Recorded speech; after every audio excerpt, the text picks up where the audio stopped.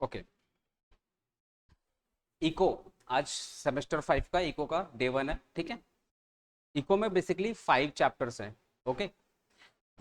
जो चैप्टर 1 है मैं बस ओरली समझा दे रहा हूँ, बाकी अच्छे से जब मैट वगैरह मिलेगा तो सब उसमें लिखा रहेगा, मार्क्स डिस्ट्रीब्यूशन वगैरह।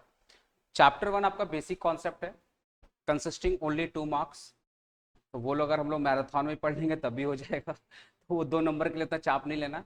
देखा जाए 4 चैप्टर है, क्योंकि मैं 2 नंबर को कंसिडर, वो 2 नंबर में कुछ है नहीं, what is micro economics, stock versus flow, ठीक है, सिंपल सिंपल है। 2 2 नंबर का आता है, ठीक है, तो उसका उतना चाप नहीं लेना। तो देखा जाए बेसिकली कितने चैप्टर्स हैं, 4 चैप्टर्स हैं। आपका पहला जो मेजर चैप्टर है नेशनल इनकम। बट देखो नेशनल इनकम ना आपका लगभग 6 नंबर का ही है, बट बहुत इंपॉर्टेंट आपका बेस के लिए, बिकॉज नेशनल इनकम से ही रिलेटेड आपका केंसियन इकोनॉमी है, और उसी से रिलेटेड आपका आईएसएलएम मॉडल है, जिसको अपना मनी मार्केट और प्रोडक्ट मार्केट बोलते हैं। और आपका एक अतरंगी टॉपिक है जिसका कोई लेना देना नहीं है, money and inflation and unemployment, ठीक है ना। तो बेसिकली आपका देखा जाए तो नेशनल इनकम जो मेन मेन चैप्टर है, नेशनल इनकम, केंशियन इकोनॉमी जिसको अपने बोलते हैं theory of income and employment, और एक आपका money market and product market, simply हम लोग बोलते हैं आईएसएलएम मॉडल, और लास्ट में आपका है मनी इन्फ्लेशन एंड अनएम्प्लॉयमेंट, ठीक है। तो ये बेसिकली आपका सिलेबस है ओवरऑल इकोनॉमिक्स का, 40 मार्क्स का है। सुनने में काफ़ी आसान लग रहा है सर, 4 चैप्टर है, लेकिन जितना क्लासेस ऑडिट में लगेगा उतना ही क्लासेस इकोनॉमिक्स में लगेगा, मैं आपको बता रहा हूँ, ठीक है। मैं कोशिश करूंगा कि ऑडिट पे, क्योंकि तो ऑडिट का मार्क्स ज़्यादा है, तो मैं कोशिश करूंगा कि इको से 2 4 5 क्लास चोरी करके सोच रहे हो ना ऑडिट में शिफ्ट कर दूं। बट मैं ये कोशिश करूंगा, मैं ये वादा नहीं करूंगा, पर ये कोशिश करूंगा कि इको का थोड़ा क्लास जितना जल्दी कंप्लीट करके, क्योंकि वो 80 मार्क्स का है, ये 40 मार्क्स का है, तो कोई सेंस नहीं बनता है कि सेम सेम सब्जेक्ट में, क्योंकि 80 मार्क्स में अगर ज्यादा टाइम डिवोशन देंगे तो ज्यादा बेटर होगा, ठीक है ना। बट ये मेरा कोशिश रहेगा, बट हाँ इससे मेरा क्वालिटी में कोई कोई कॉम्प्रोमाइज नहीं रहेगा, ठीक है।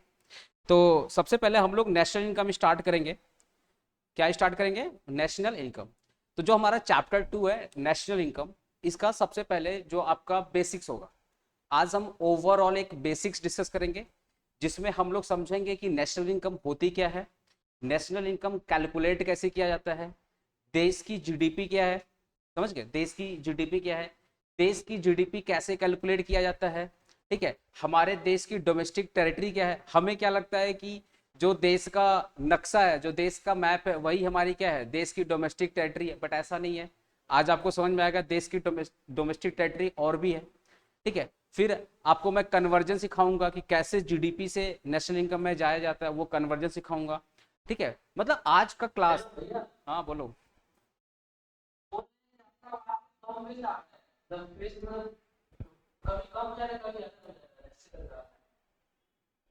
ऐसा है क्या, लाइव बोले।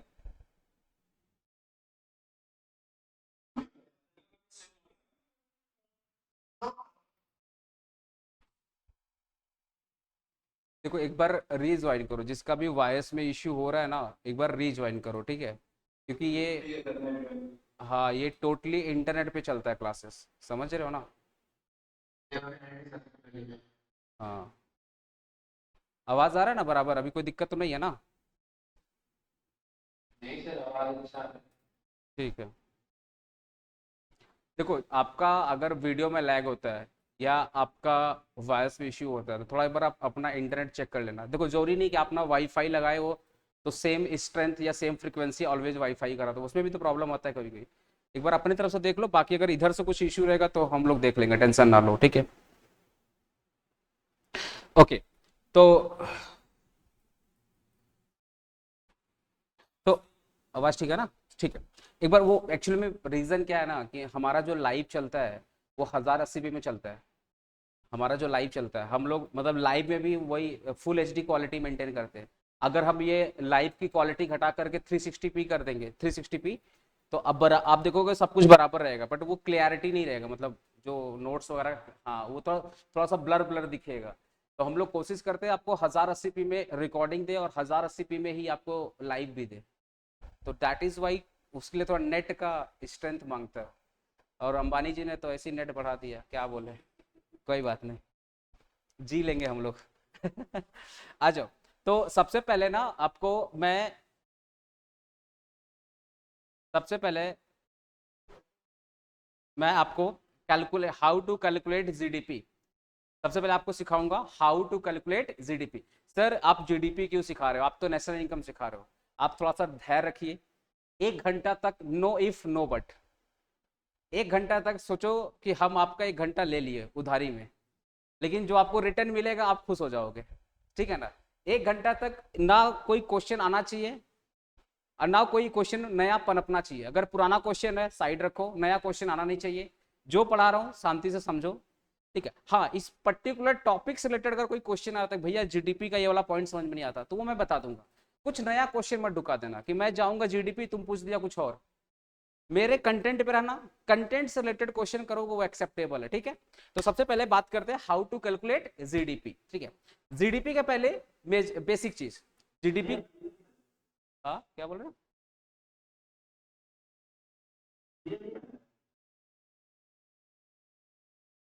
वीडियो नहीं आ रहा है क्या रे भाई, एक टैबलेट लगाना पड़ेगा क्या इधर? देखो भाई पहले बता रहा हूँ, तुम लोग इंटरनेट अपना चेक कर लिया करो, इधर से सब ठीक है, ठीक है ना, इधर से दिक्कत नहीं है ना।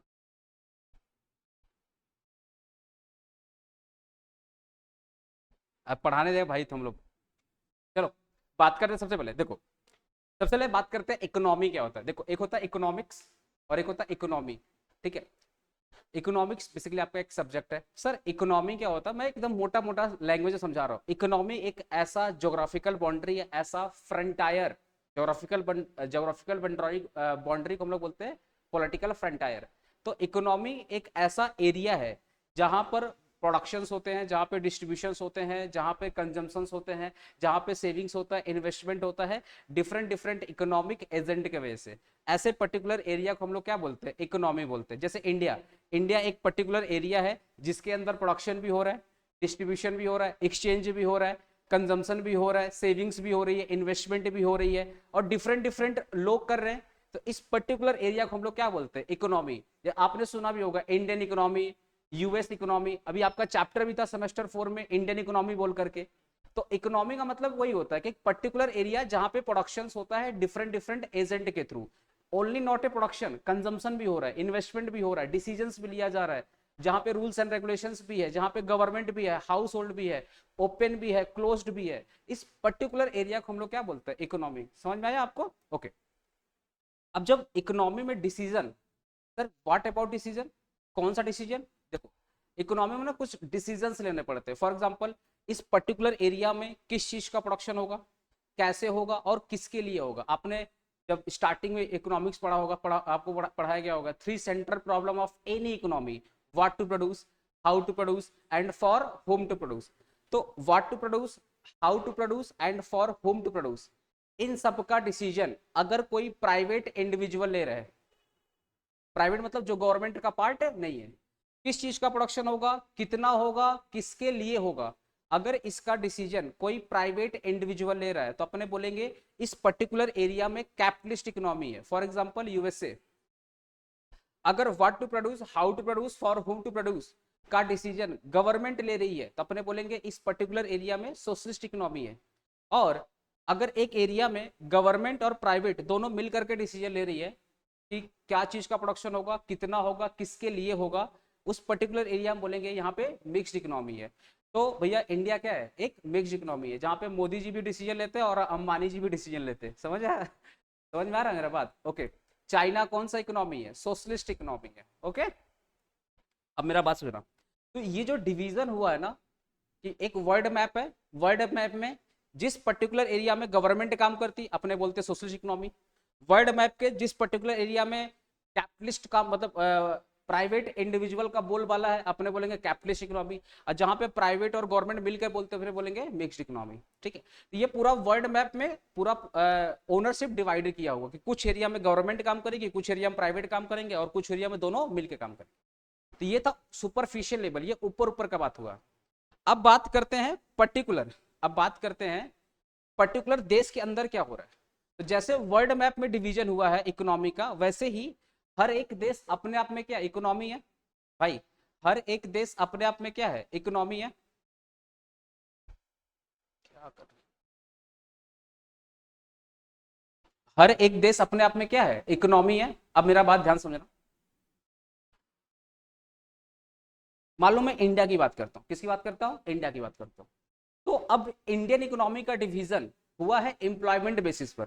इंडियन इकोनॉमी का डिसीजन, इंडियन इकोनॉमी का जो डिवीजन है, ध्यान सुनना, इंडियन इकोनॉमी का जो डिवीजन हुआ है एम्प्लॉयमेंट बेसिस पर। एम्प्लॉयमेंट बेसिस का मतलब इस पूरे एरिया में, इस पूरे इंडिया में किस किस सेक्टर में लोग काम करेंगे। तो आप देखिएगा, कुछ लोग खेती बाड़ी का काम करते हैं, पोल्ट्री का काम करते हैं, फिशरी का काम करते हैं, नेचुरल चीज का काम करते हैं, जो नेचुरल चीज को प्रोड्यूस करते हैं और बेचते हैं, तो अपने बोलते हैं they are in primary sector. तो जो लोग खेती बाड़ी से रिलेटेड काम करते हैं, फिशरी डेयरी से रिलेटेड काम करते हैं, पोल्ट्री से रिलेटेड काम करते हैं, अपने बोलेंगे ये लोग प्राइमरी सेक्टर का पार्ट है। मतलब वो नेचुरल चीज से डील कर रहे हैं, जो गॉड गिफ्टेड टाइप की है, समझ रहे हो ना। फिर कुछ लोग हमारे देश में ना कंस्ट्रक्शन में काम करते हैं, मैन्युफैक्चरिंग में डील करते हैं, तो अपने बोलेंगे they are in secondary sector. और कुछ लोग अपने देश में सर्विसेज में काम करते हैं, जैसे मैं आपको क्या दे रहा हूँ, सर्विसेज दे रहा हूँ। बैंक आपको क्या दे रहा है, सर्विसेज दे रहा है। होटल रेस्टोरेंट आपको क्या दे रहा है, सर्विसेज। ये जितने भी बसेस चल रही है वो क्या दे रही है, सर्विसेज। आप अगर मेट्रो से आएंगे तो मेट्रो क्या दे रही है, सर्विसेज। आप किसी मोदी खाना दुकान से आपने कुछ खा पी लिया, या किसी स्टोर से आपने कोई कपड़े ले लिया, ये सब क्या दे रहे हैं, सर्विसेज। तो अपने देश में ना, अपने देश में कुछ लोग खेती बाड़ी से रिलेटेड जुड़े हैं, तो अपने बोलेंगे वो लोग प्राइमरी सेक्टर का पार्ट है।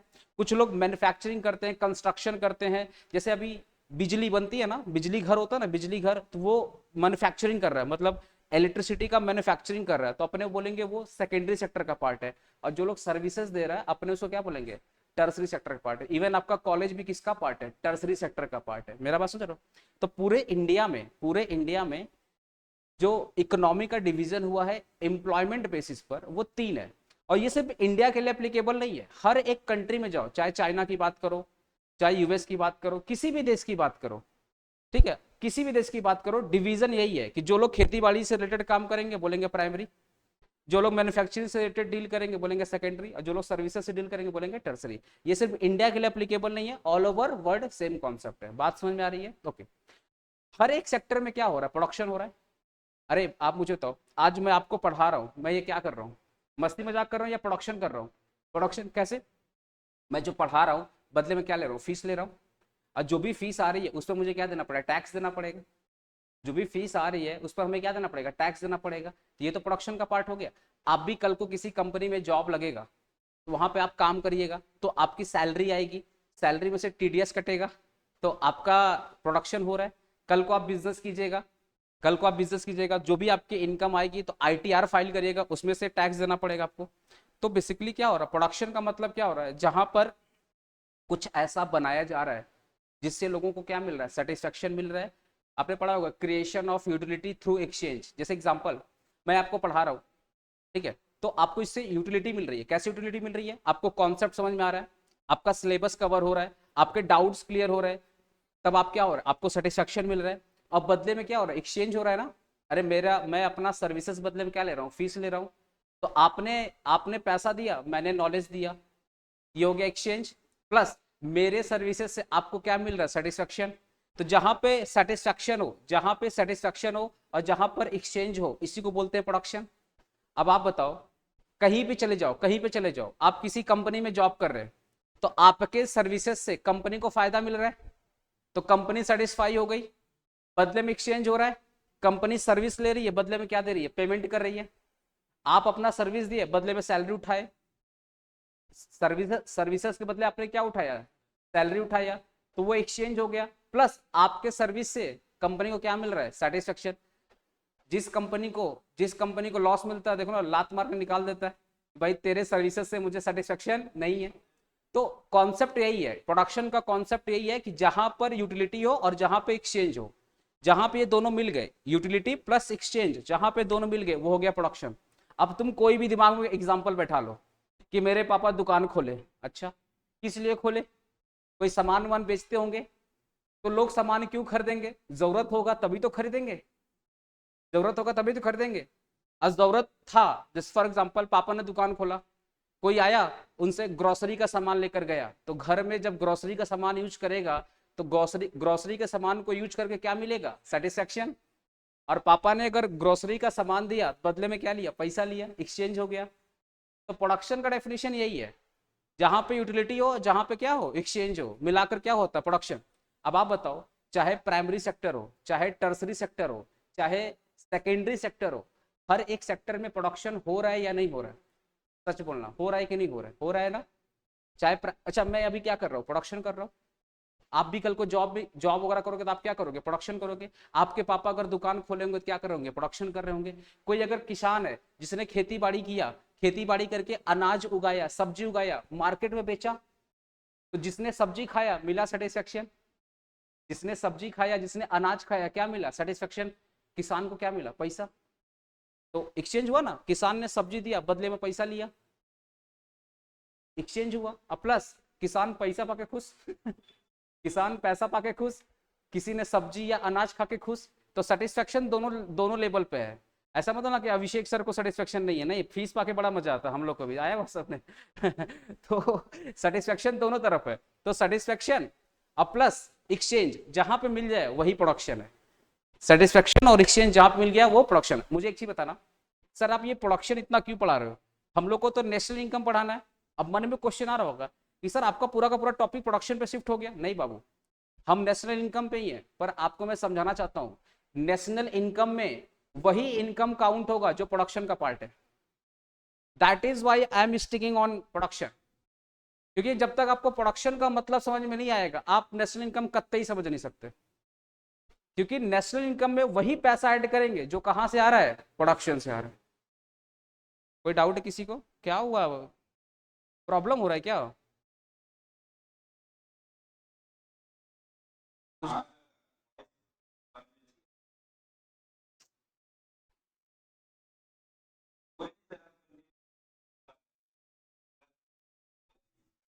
अच्छा ठीक है, मैं कुछ टेक्निकल एरर होगा भाई, टेक्नोलॉजी है। थोड़ा सा तुम लोग ना, मैं यूट्यूब पे डाल दूंगा, वहां से वह रिवाइज कर लेना 1.5x में, ठीक है? कोशिश करो समझने का। ओके।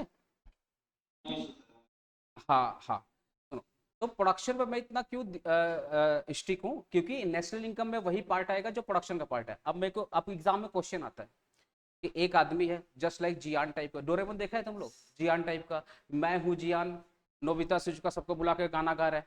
क्या बदले में पैसा ले रहा है? क्या बदले में पैसा ले रहा है? क्या नहीं ले रहा है ना। तो जियान जो गाना गा रहा है, क्या वो प्रोडक्शन है? जियान को गाना गा के मजा आ रहा है क्योंकि उसको लगता है उससे बड़ा सिंगर कोई है नहीं। अरिजीत सिंह तो उसका नौकर है, उसको, जियान को तो यही लगता है। आया वह सब, उससे बड़ा सिंगर तो नहीं है, जियान को तो यही लगता है। पर आप देखिएगा, जियान के जो कर रहा है, जियान को सेटिस्फेक्शन मिल रहा है, बाकी सोसाइटी को सेटिस्फेक्शन नहीं मिल रहा है। तो वहां पे प्रोडक्शन नहीं है। आप बाथरूम सिंगर है, नहाते रहते गाना गा रहे हैं, क्या वो प्रोडक्शन है? क्या वो प्रोडक्शन है? नहीं। लेकिन लेकिन वही अगर आप कॉन्सर्ट करते हैं, 10 लोग को बुलाते हैं और अपना मधुर बाणी से लोगों को सेटिस्फाई कर रहे हैं, बदले में क्या लेंगे? टिकट लगेगा। अरे आप इतने बड़े स्टार हैं तो बदले में आपको देखने के लिए क्या लगेगा? टिकट लगेगा। टिकट का मतलब आपको पैसा मिलेगा। तो आपने गाना गाया, आपने गाना किया गाया, ठीक है, बदले में क्या मिला? पैसा। तो आपने सर्विसेज, गाना मतलब सर्विसेज दिया, बदले में क्या उठाया? पैसा उठाया। सिंगर लोग को बुलाने में पैसा लगता है ना। अरिजीत सिंह अगर फ्री मिले तो सब लोग बुला के गाना गवाए, डेली आज नींद नहीं आई थोड़ा गा के सुनाओ। लेकिन पता है अरिजीत सिंह को बुलाने का मतलब पैसा लगेगा, तभी तो नहीं बुलाते लोग। अब अरिजीत सिंह को तुम बुलाएगा ऐसे फोकट में बुलाएगा? नहीं, वैसे ही तो वो पैंट पहन के घूम रहा, बुला ले गाना गाने के लिए, ऐसे तो नहीं आएगा। अच्छा खासा मोटा रकम लेगा। समझ रहा मेरा बात? तो अरिजीत सिंह आएगा, गाना गाएगा, पैसा लेगा, जाएगा। अरिजीत सिंह का गाना सुन के तुमको मजा आया, अरिजीत सिंह को पैसा से मजा आया समझ में? सेटिस्फेक्शन दोनों तरफ है और एक्सचेंज भी किधर है? दोनों तरफ है। तो तुम इस, जो मैं तुमको एक मूल मंत्र दे दिया प्रोडक्शन का, क्योंकि मुझे पता है अभी तुम्हारा ग्रेजुएशन कंप्लीट होने वाला है, और तुम्हारा छोटा भाई अगर पूछ लिया भैया प्रोडक्शन क्या होता है, इधर उधर मत देखना। ये मूल मंत्र समझ जाना कि भैया जहाँ पे एक्सचेंज हो और जहाँ पे क्या हो? सेटिस्फेक्शन है, वही क्या है? प्रोडक्शन है। अब इस चीज को तुम किसी पे अप्लाई करो, तुमको लगेगा भैया सही बता रहे, सर सही बता रहे, ठीक है ना? चलो, मोटा बात याद रखना, चाहे प्राइमरी सेक्टर हो, चाहे सेकेंडरी सेक्टर हो, चाहे टर्सरी सेक्टर हो, हर एक सेक्टर में क्या हो रहा है? प्रोडक्शन। हर एक सेक्टर में क्या हो रहा है? प्रोडक्शन। मुझे बस एक चीज बताओ, अगर 2023 में जितना प्रोडक्शन हुआ था सर्विस सेक्टर में, जितना प्रोडक्शन हुआ था टर्सरी सेक्टर में, जितना प्रोडक्शन हुआ था प्राइमरी में, सेकेंडरी में, क्या 2024 में सेम होगा? क्या 2024 सेम होगा? नहीं। हो सकता है ज्यादा भी हो जाए और हो सकता है कम भी हो जाए। इसका मतलब हर एक हर एक साल का हर एक साल का जो प्रोडक्शन वो वेरी करेगा। 2023 का प्रोडक्शन अलग होगा, 2024 का अलग होगा, 22 का अलग होगा। तो अब आप बताओ, जब हर एक साल का प्रोडक्शन अलग होगा तो हर एक साल की इनकम भी क्या होगी? अलग होगी। अगर हर एक साल का प्रोडक्शन अलग है तो हर एक साल की इनकम भी अलग होगी। सर आप इनकम की बात क्यों कर रहे हो? क्योंकि जब तक आप, अब सुनो, नया नया मूल मंत्र, जब तक आप प्रोडक्शन नहीं करोगे तब तक आपकी इनकम नहीं होगी। अगर मैं पढ़ाऊंगा नहीं, अगर मैं नहीं पढ़ाऊंगा, मैं कैसे कमाऊंगा? नहीं सर आपका शकल अच्छा है, लीजिए सर शकल के नाम पे 10 रुपया। कितना दिन चलेगा भाई ऐसे घर? मेहनत तो करना पड़ेगा, मेहनत तो करना पड़ेगा। आपके पापा अगर दुकान नहीं खोलेंगे तो कैसे कमाएंगे? आप कल को जॉब नहीं करेगा कैसे कमाओगे? एक किसान कल को खेती बाड़ी नहीं करेगा कैसे कमाएगा? इसका मतलब इनकम कमाने के लिए क्या करना पड़ेगा? प्रोडक्शन। अगर मैंने अगर मैंने 10 लाख रुपए की इनकम कमाई तो मेरा प्रोडक्शन का वैल्यू कितना है? 10 लाख। वैल्यू समझते हो ना, मोनेटरी की बात हो रही है। अगर आपकी सैलरी 12 लाख रुपया ढुकी साल भर में, तो आपके प्रोडक्शन की वैल्यू कितनी है? 12 लाख। इसका मतलब जितना प्रोडक्शन होगा उतना इनकम होगा, जितना प्रोडक्शन होगा उतना क्या होगा? इनकम होगा। तो दो मूल मंत्र आपको याद रखना, पहला कि जहां पे सेटिस्फेक्शन हो और जहां पे एक्सचेंज हो वो क्या है? प्रोडक्शन। और अगर आपको इनकम कमाना है, अगर आपको इनकम कमाना है तो आपको क्या करना पड़ेगा? प्रोडक्शन। क्या करना पड़ेगा? प्रोडक्शन। आप समझ में आया कि नेशनल इनकम में वही पैसा ऐड होगा जो कहां से आ रहा है? प्रोडक्शन से आ रहा है। नेशनल इनकम में वही पैसा ऐड होगा जो कहां से आ रहा है? प्रोडक्शन। मेरा एक बात का जवाब देना, मैं ऐसे मूड में जा रहा था, ठीक है, अचानक से मेरे को फोन आता है कि मिस्टर एक्स को उड़ा दो पैसा मिलेगा। पैसा का अमाउंट देख करके मेरा दिल बहल गया। हम बोले कहाँ मिलेगा मिस्टर एक्स? बोले उसी कॉप्चे में जा रहा है। गए तो 4 चाकू को मारे, जो भी अवेलेबल चाकू मेरे पास था, समझे ना। अब आप बताओ, ये इनकम तो मेरे अकाउंट में ढुक गया, या तो अकाउंट में ढुका या तो मेरे को कैश मिला, पर क्या ये प्रोडक्शन है? नहीं, मिस्टर एक्स को जब चाकू मार रहे थे तो उसको मजा आ रहा था सर, और मारो चाकू। ऐसा कुछ है क्या वहां पे? नहीं ना। इसका मतलब वो प्रोडक्शन का पार्ट नहीं है। मतलब आप जितने भी इलीगल एक्टिविटीज करते हो वहाँ प्रोडक्शन का पार्ट नहीं है। समझ में आ रहा है मेरा बात? तो नेशनल नेशनल इनकम में वही पैसा ऐड होगा, नेशनल इनकम में वही पैसा ऐड होगा जो कहाँ से आ रहा है? नेशनल इनकम में वही पैसा ऐड होगा जो कहाँ से आ रहा है? कहाँ से आ रहा है? लीगल से आ रहा है, जो प्रोडक्शन से। लीगल मतलब जो प्रोडक्शन से। ठीक है, चलो। लाइव स्टूडेंट भाई समझा? तुम लोग समझा मेरा बात को? ठीक ठीक ठीक। इतना लोग साथ में बोलेगा ना। चलो, अब हमारे यहाँ देखो, आप ना प्लीज कॉपी निकालना, कॉपी निकालो। और आपको इधर नेशनल इनकम, हम कसम से बता रहे हैं, चाहे मैं 4 क्लास पढ़ाऊं या 5 क्लास पढ़ाऊं, अगर आपने नेशनल इनकम अगर आपने नेशनल इनकम याद कर लिया तो आप मेरे को बोलना भैया फिर से पढ़ाओ। हम आपको याद नहीं कराएंगे, हम आपको इतना लॉजिकली पढ़ा देंगे नेशनल इनकम कि आपको ऐसे ही याद हो जाएगा। और कोई भी स्टूडेंट अगर आके मेरे को बोलता है नहीं आपने नेशनल इनकम को रटवाया है, हम फिर से वो चैप्टर एक्सप्लेन करेगा, उसको घर पे बुला के एक्सप्लेन करेगा। हम गारंटी आपको दे रहे हैं। इतना गारंटी क्यों दे रहा हूं? क्योंकि जिस हिसाब से मैं आपको नेशनल इनकम पढ़ाऊंगा ना, बस आप उस रास्ता को मत छोड़ना।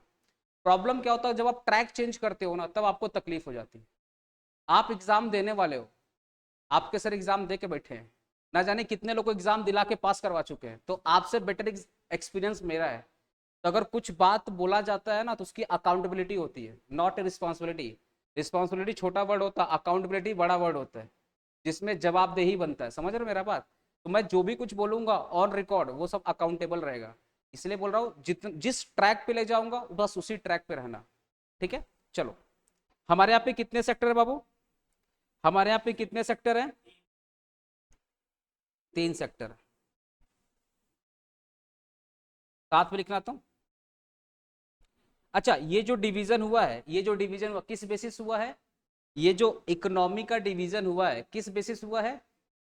एम्प्लॉयमेंट। तो लिख लो।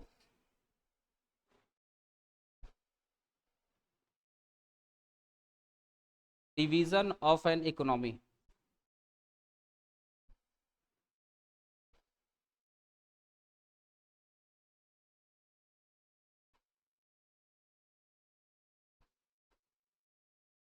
Employment base.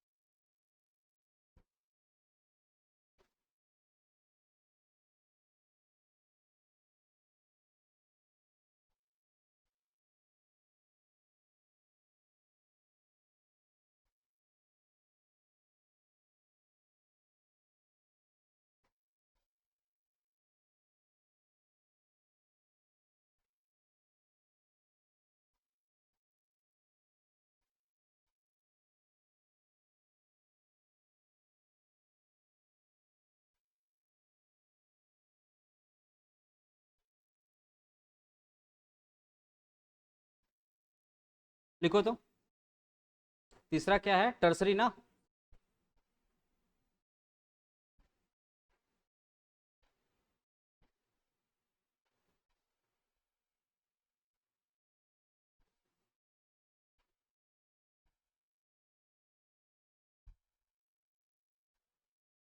आप बताओ, हर एक सेक्टर में क्या हो रहा है बाबू, प्रोडक्शन। हर एक सेक्टर में क्या हो रहा है, प्रोडक्शन। ठीक है।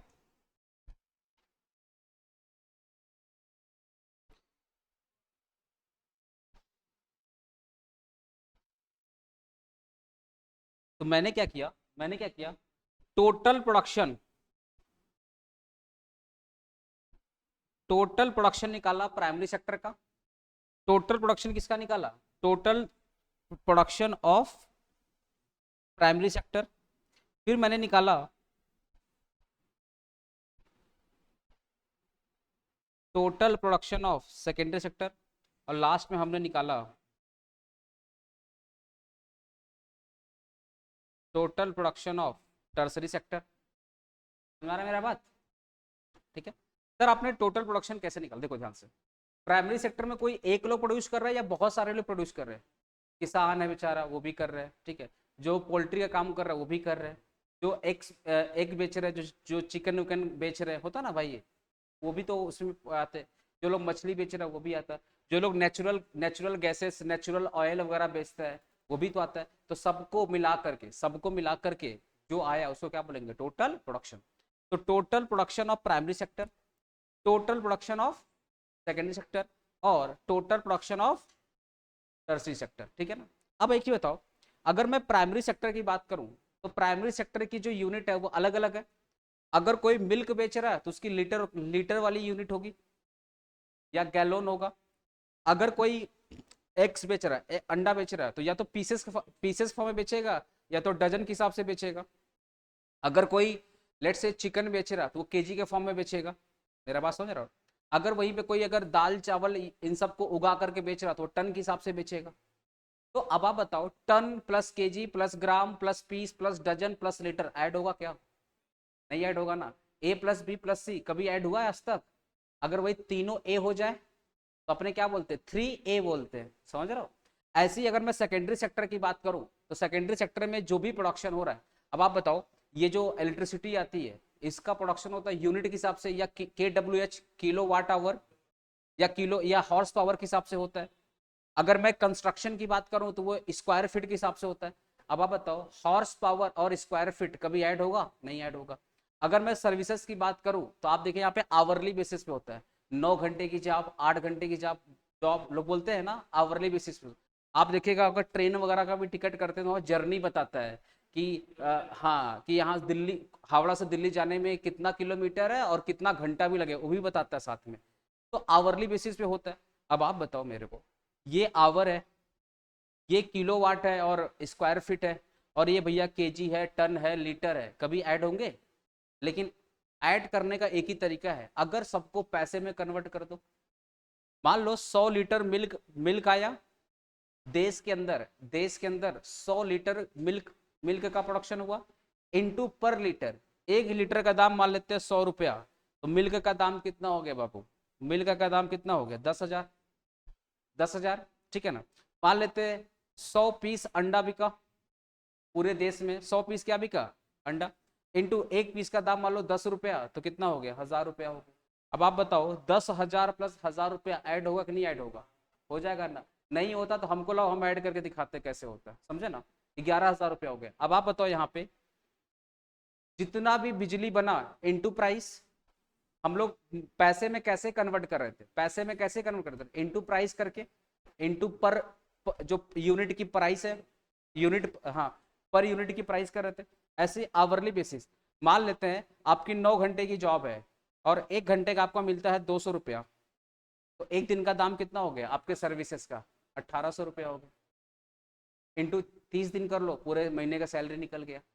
तो आप ये जो 200 रुपया से आप मल्टीप्लाई कर रहे थे, ये क्या थी? मनी प्राइस थी। क्या थी? प्राइस। इसका मतलब जितना भी प्रोडक्शन हुआ है, जितना भी प्रोडक्शन हुआ, सब में अगर प्राइस से मल्टीप्लाई कर देंगे तो सबका क्या मिल जाएगा? Money value. सबका क्या मिल जाएगा? Money value. अब आप बताओ अगर हम प्राइमरी सेक्टर का मनी वैल्यू निकाले, सेकेंडरी सेक्टर का मनी वैल्यू निकाले और टर्सरी सेक्टर का मनी वैल्यू निकाले, तो तीनों मनी वैल्यू को ऐड करेंगे तो बड़ा सा अमाउंट आएगा, उसी को बोलेंगे जीडीपी। समझ में आया? तो अब आप इंटू क्या करो? प्राइस करो।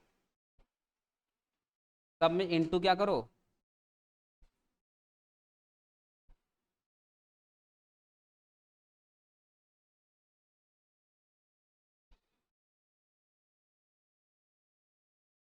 तो ये आ गया आपका money value of primary sector, ये आपका आ गया money value of secondary sector, और लास्ट वाला आ गया आपका money value of tertiary sector. इन सबको ऐड कीजिएगा, इन सबको ऐड कीजिएगा भाई साहब, इन सबको ऐड कीजिएगा, ऐड करिएगा, ठीक है।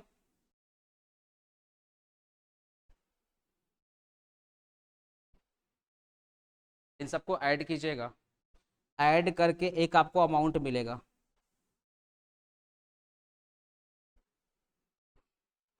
मैं एक हाइपोथेटिकल फिगर लिख रहा हूँ। मान लो इसकी वैल्यू आई थी 1,00,000 रुपया,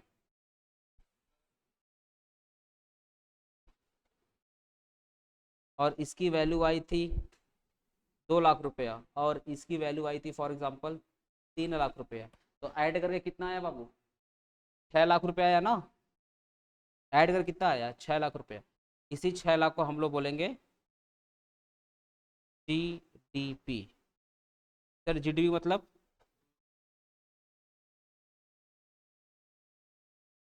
क्रॉस, मैं इसको साइड में लिख रहा हूँ। इस 6,00,000 को क्या बोलेंगे बाबू? क्या बोलेंगे? Cross domestic product. बस मेरे को लाइव वाले स्टूडेंट आपको बस इतना बता दो, आपको ये समझ में आया गाइस? प्लीज इतना बता। हाँ,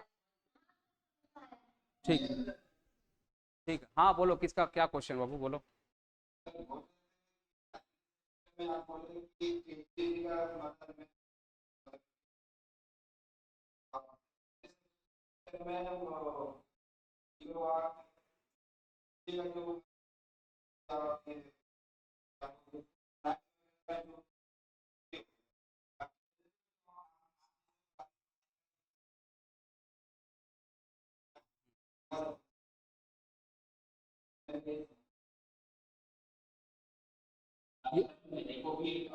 हाँ बोलो।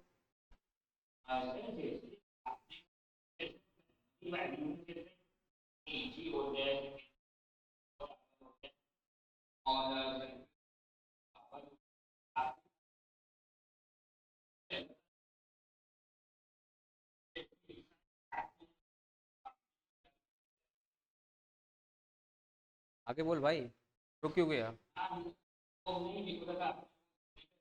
नहीं नहीं नहीं, बोल बोल।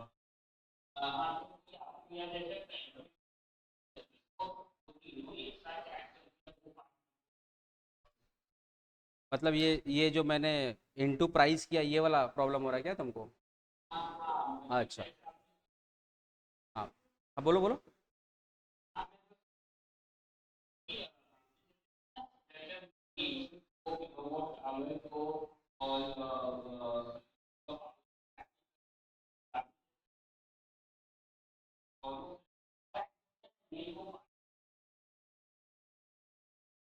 थोड़ा सा ठीक है, सुनो मेरा बात सुनो। क्वेश्चन है, क्वेश्चन कि सर आपने ये जो प्राइस से मल्टीप्लाई किया, ये क्यों किया, ध्यान से सुनो।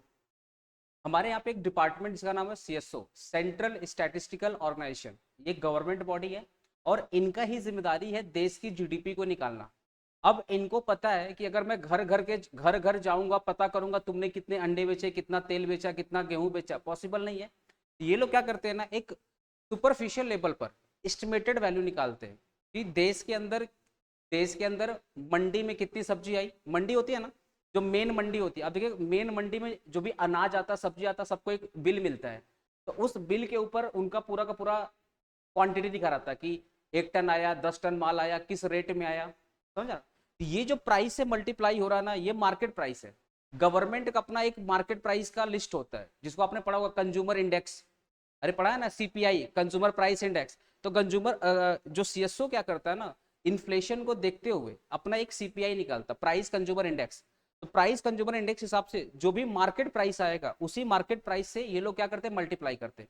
तो मंडी के अंदर ध्यान से समझना, मंडी के अंदर कितना सब्जी आया इनटू मार्केट प्राइस, मंडी के अंदर कितना दाल आया इनटू उसकी मार्केट प्राइस, मंडी के अंदर कितना चावल आया इनटू मार्केट प्राइस, ठीक है। अब आपके मन में क्वेश्चन आ रहा है, सर मंडी में जो नहीं आया वो, तो गवर्नमेंट के आपको पता है आपका सारा का सारा खेत कहाँ रजिस्टर्ड है? आपका खेत कहाँ रजिस्टर्ड, गवर्नमेंट। तो गवर्नमेंट के पास बाबू सैटेलाइट है, नाम सुना सैटेलाइट का? सैटेलाइट से ना ये लोग मैपिंग कर लेते हैं, और मैपिंग के माध्यम से पता कर लेते हैं कि अगर मानसून ठीक ठाक रहा तो इतने रुपए का प्रोडक्शन हो जाएगा। याद करो, गवर्नमेंट तुमसे ज्यादा दिमाग वाली है। हम क्या कर रहे हैं गवर्नमेंट को भी पता है। मतलब हाँ, अप्रोक्स वैल्यू, एग्जैक्ट वैल्यू कैसे निकालोगे? एग्जैक्ट वैल्यू नहीं, एस्टिमेटेड वैल्यू होता है ऑलवेज। एग्जैक्ट वैल्यू बोलो कोई चीज नहीं होती है। और मैं बताऊं, इंडिया एक पैरेलल इकोनॉमी है। अगर 3 ट्रिलियन दिख रहा है तो 3 ट्रिलियन ब्लैक भी होगा। समझ रहे हो ना, तो इंडिया एक पैरेलल इकोनॉमी है। तो ये जो प्राइसेस से मल्टीप्लाई हुआ है, ये प्राइसेस कौन सी प्राइसेस है? मार्केट प्राइस है, ठीक है। तो हर एक गुड्स एंड सर्विसेज का ये लोग क्या करते हैं, मार्केट प्राइस लिखते हैं। तो टोटल निकालते हैं, पर्टिकुलर निकालते हैं। अब ये लोग ना सोर्स पकड़ते हैं कि दाल आया होगा तो दाल कहाँ पाया होगा। अब आप बताओ, देश के अंदर टाटा बोलती है, ये जितनी भी बड़ी बड़ी कंपनी है, इनका तो बैलेंस शीट से डेटा मिल जाता है कि पूरे साल भर में कितना प्रोडक्शन किए हैं। आपने सुना, अगर देश की जितनी जितनी बड़ी बड़ी कंपनी है, उनका डेटा कहाँ अवेलेबल है? आरओसी के पास अवेलेबल है। सीएसओ आरओसी से डेटा निकालेगा कि इन्होंने साल भर में कितना कार, मतलब अगर मुझे टाटा का कार निकालना है कि साल भर में टाटा ने कितना कार बेचा है, तो उसका बैलेंस शीट देख लूंगा, उसका पीएल अकाउंट देख लूंगा, तो पता चल जाएगा ना साल भर में इतना कार बनाया है, इतना बेचा, इतना पैसा आया है। तो ऐसा मत सोचो कि आप डेटा छुपा ले जाओ, गवर्नमेंट का पास पूरा का पूरा डेटा अवेलेबल है। ये जितने चाय वाले हैं, गवर्नमेंट के पास इतना टाइम नहीं बैठ के इनका भाड़ गिनेगी। नहीं, गवर्नमेंट सिंपल, चाय किससे बनता है भाई? दूध से बनता है। तो दूध की मंडी में ओवरऑल कितना दूध आया पूरे साल भर में, गवर्नमेंट के पास डेटा आ गया। चाय चाय जहां से निकला होगा, जिस कंपनी ने चाय बेचा होगा, उसका तो डेटा अवेलेबल होगा। अरे उसी कंपनी का चाय मार्केट में बिक रहा है, तो गवर्नमेंट दुकान खोल के, शटर खोल के देखेगी क्या तूने कितना माल बेचा? नहीं। गवर्नमेंट सोर्स को पकड़ती है कि कहाँ से फर्स्ट टाइम माल निकला था, गवर्नमेंट उस सोर्स को उठाएगी और डेटा को पकड़ लेगी। नहीं तो आप बताओ, इतना बड़ा देश है, नहीं तो आपको हर गली में सीएसओ का आदमी दिख जाएगा कि आज मोदी खाना चेक कर रहा है, आज उसका चेक कर रहा है। गवर्नमेंट पास इतना टाइम नहीं है। गवर्नमेंट एक एस्टिमेटेड वैल्यू निकालती है, और ये एस्टिमेटेड वैल्यू कहाँ से निकालती है? सोर्स से निकालती है, जो मेन सोर्स होता है। कल को अगर गवर्नमेंट को कोई डेटा अवेलेबल नहीं है, तो गवर्नमेंट उसको एज्यूम कर लेती है कि इतने रुपए का प्रोडक्शन हुआ होगा। आपको बाबू आंसर मिला मेरे क्वेश्चन बातों का बाबू? हेलो। ठीक है। अगर कुछ भी और भी डाउट होता है तो आप लोग आफ्टर क्लास भी डिस्कस कर सकते हो, कोई दिक्कत नहीं है। हाँ बोलो।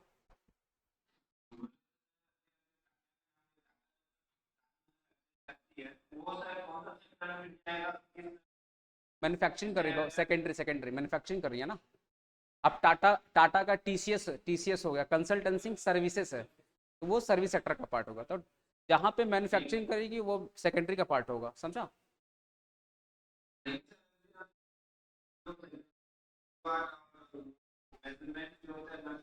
और और और भी और भी यूनिट है भाई, उन लोग का पीस के हिसाब से भी तो आता है ना, पीस के हिसाब से भी आता है कितनी, 100 पीस कार बना। जरूरी नहीं है कि कहीं पर भी तुमको नहीं लिखा मिलेगा पीस मतलब प्राइमरी सेक्टर है, ऐसा कहीं नहीं लिखा गया। पीसेस का भाव कहीं पे भी आ सकता है। हम लोग स्टूडेंट को जो सर्विसेज देते हैं हमारा क्या होता है, नंबर ऑफ स्टूडेंट होता है कि पूरे साल भर में कितना स्टूडेंट हम लोग पढ़ाए, इनटू एक स्टूडेंट से कितना पैसा लिए, equal to money value of Abhishek से सर्विस। समझ में आ रहा है मेरा बात। तो ये जो पीसेस और नंबर ऑफ स्टूडेंट कहीं भी आ सकते हैं, ठीक है। समझ में आ गया, आगे बढ़े भाई। कुछ और, कुछ और डाउट तो नहीं है ना किसी का। ओके। टाटा पे क्यों अटका है भाई, टाटा सेकेंडरी सेक्टर का पार्ट है, पूरा टाटा ग्रुप नहीं है।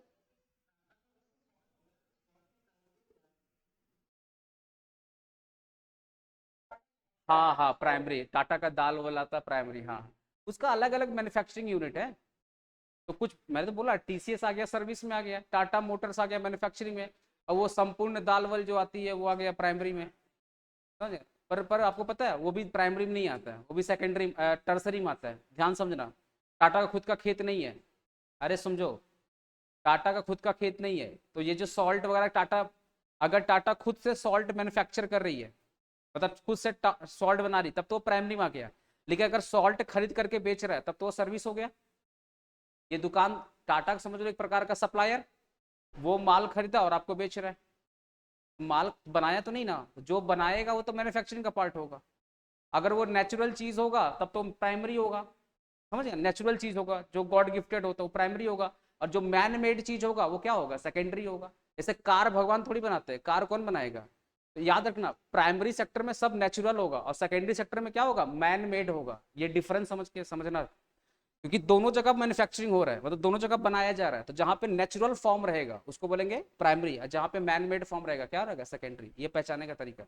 आइए, अब ये क्वेश्चन उठता है, sir why it is a gross and why it is a domestic and why it is a product. नाम सर ग्रॉस डोमेस्टिक क्यों पड़ा। बाबू सुनो, जब अभी हम लोग ऐड कर रहे हैं या प्लस या माइनस कर रहे हैं, बोलो ना। तीनों सेक्टर में जितना पैसा आया हम लोग क्या कर रहे हैं, ऐड कर रहे हैं या माइनस कर रहे हैं, ऐड कर रहे हैं। तो जब हम लोग ऐड करते हैं ना उसको बोलते हैं ग्रॉस, जब कुछ माइनस करेंगे क्या बोलेंगे, नेट। तो अभी हम लोग सब क्या कर रहे थे, ऐड कर रहे थे, that is why gross. Sir domestic word क्यों आया, क्योंकि देश, अब तुम बताओ, ये जो भी हम लोग ऐड किया देश के बाहर किया या देश के अंदर किया, ये जो भी हम लोग प्रोडक्शन किया देश के अंदर या देश के बाहर, देश के अंदर, देश के अंदर, इसलिए डोमेस्टिक। अब प्रोडक्ट का मतलब होता है प्रोडक्शन, क्योंकि ये जो भी अमाउंट आया है कहाँ से आया है, प्रोडक्शन से आया, इसलिए इसका नाम क्या है, ग्रॉस डोमेस्टिक प्रोडक्ट। ग्रॉस का मतलब सब कुछ ऐड कर रहे हैं, सब कुछ अभी आ रहा है। डोमेस्टिक मतलब देश के अंदर। अब प्रोडक्ट मतलब कहाँ से आ रहा है, प्रोडक्शन से आ रहा है। दैट इज वाई जीडीपी का नाम क्या है, ग्रॉस डोमेस्टिक प्रोडक्ट। नामकरण समझ में आया, ग्रॉस डोमेस्टिक प्रोडक्ट, ठीक है। लाइव स्टूडेंट कोई डाउट ये नामकरण में, ठीक, ओके। अब सुनो, अब ये जो जीडीपी वर्ड है ना, ये जो जीडीपी वर्ड है, इसका मैं सबसे पहले आपको डेफिनेशन पढ़ाता हूँ, सबसे पहले मैं आपको डेफिनेशन पढ़ाता हूँ, फिर अपने देखो जीडीपी वास्ट टॉपिक है, जीडीपी एक वास्ट टॉपिक है। जीडीपी को पढ़ाने में लगभग 1 घंटा 1.5 घंटा लगता है, इतना वास्ट टॉपिक है। एक बार जीडीपी खत्म हो गया, तुरंत तुरंत हम लोग नेशनल इनकम भी निकाल लेंगे, जिसमें जिसमें ज्यादा टाइम नहीं लगता है। क्योंकि जो कॉन्सेप्ट जीडीपी पे अप्लाई होता है वही सेम कॉन्सेप्ट एनडीपी पे अप्लाई होगा, वही सेम कॉन्सेप्ट जीएनपी पे अप्लाई होगा, और सेम कॉन्सेप्ट एनएनपी। बस थोड़ा सा कुछ ऐड करेंगे और कुछ माइनस करेंगे, लेकिन कॉन्सेप्ट ऑलमोस्ट क्या रहेगा, सेम रहेगा, ठीक है। तो एक बार ना हम लोग जीडीपी का डेफिनेशन लिखते हैं। देखो यहाँ पे, सर जीडीपी क्या है, ध्यान से समझना। GDP is the money value of all final goods and services.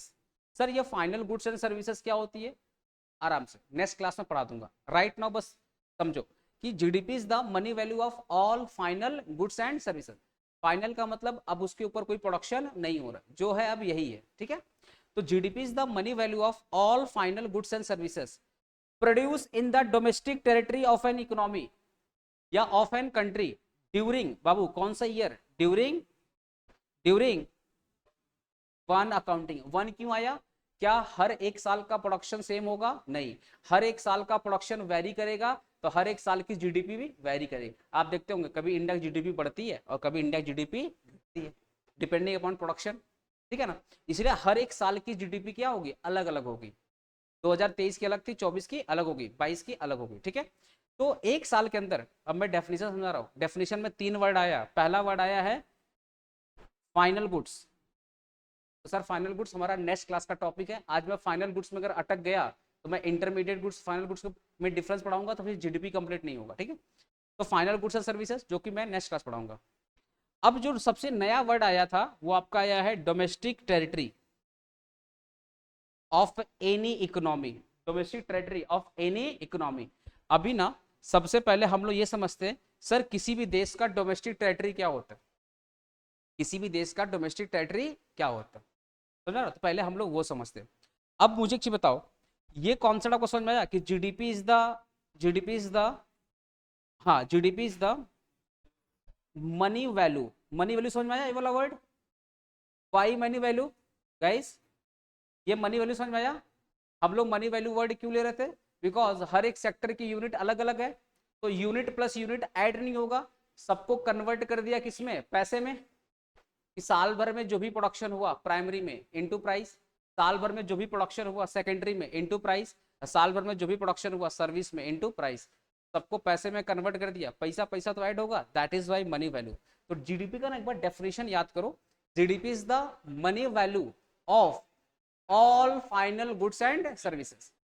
All final goods and service. Sir final goods क्या होता है भाई? एक नेक्स्ट क्लास समझाऊंगा, इंटरमीडिएट गुड्स और फाइनल गुड्स का डिफरेंस समझाऊंगा, ठीक। तो money value of GDP is the money value of all final goods and services produce कहाँ पे?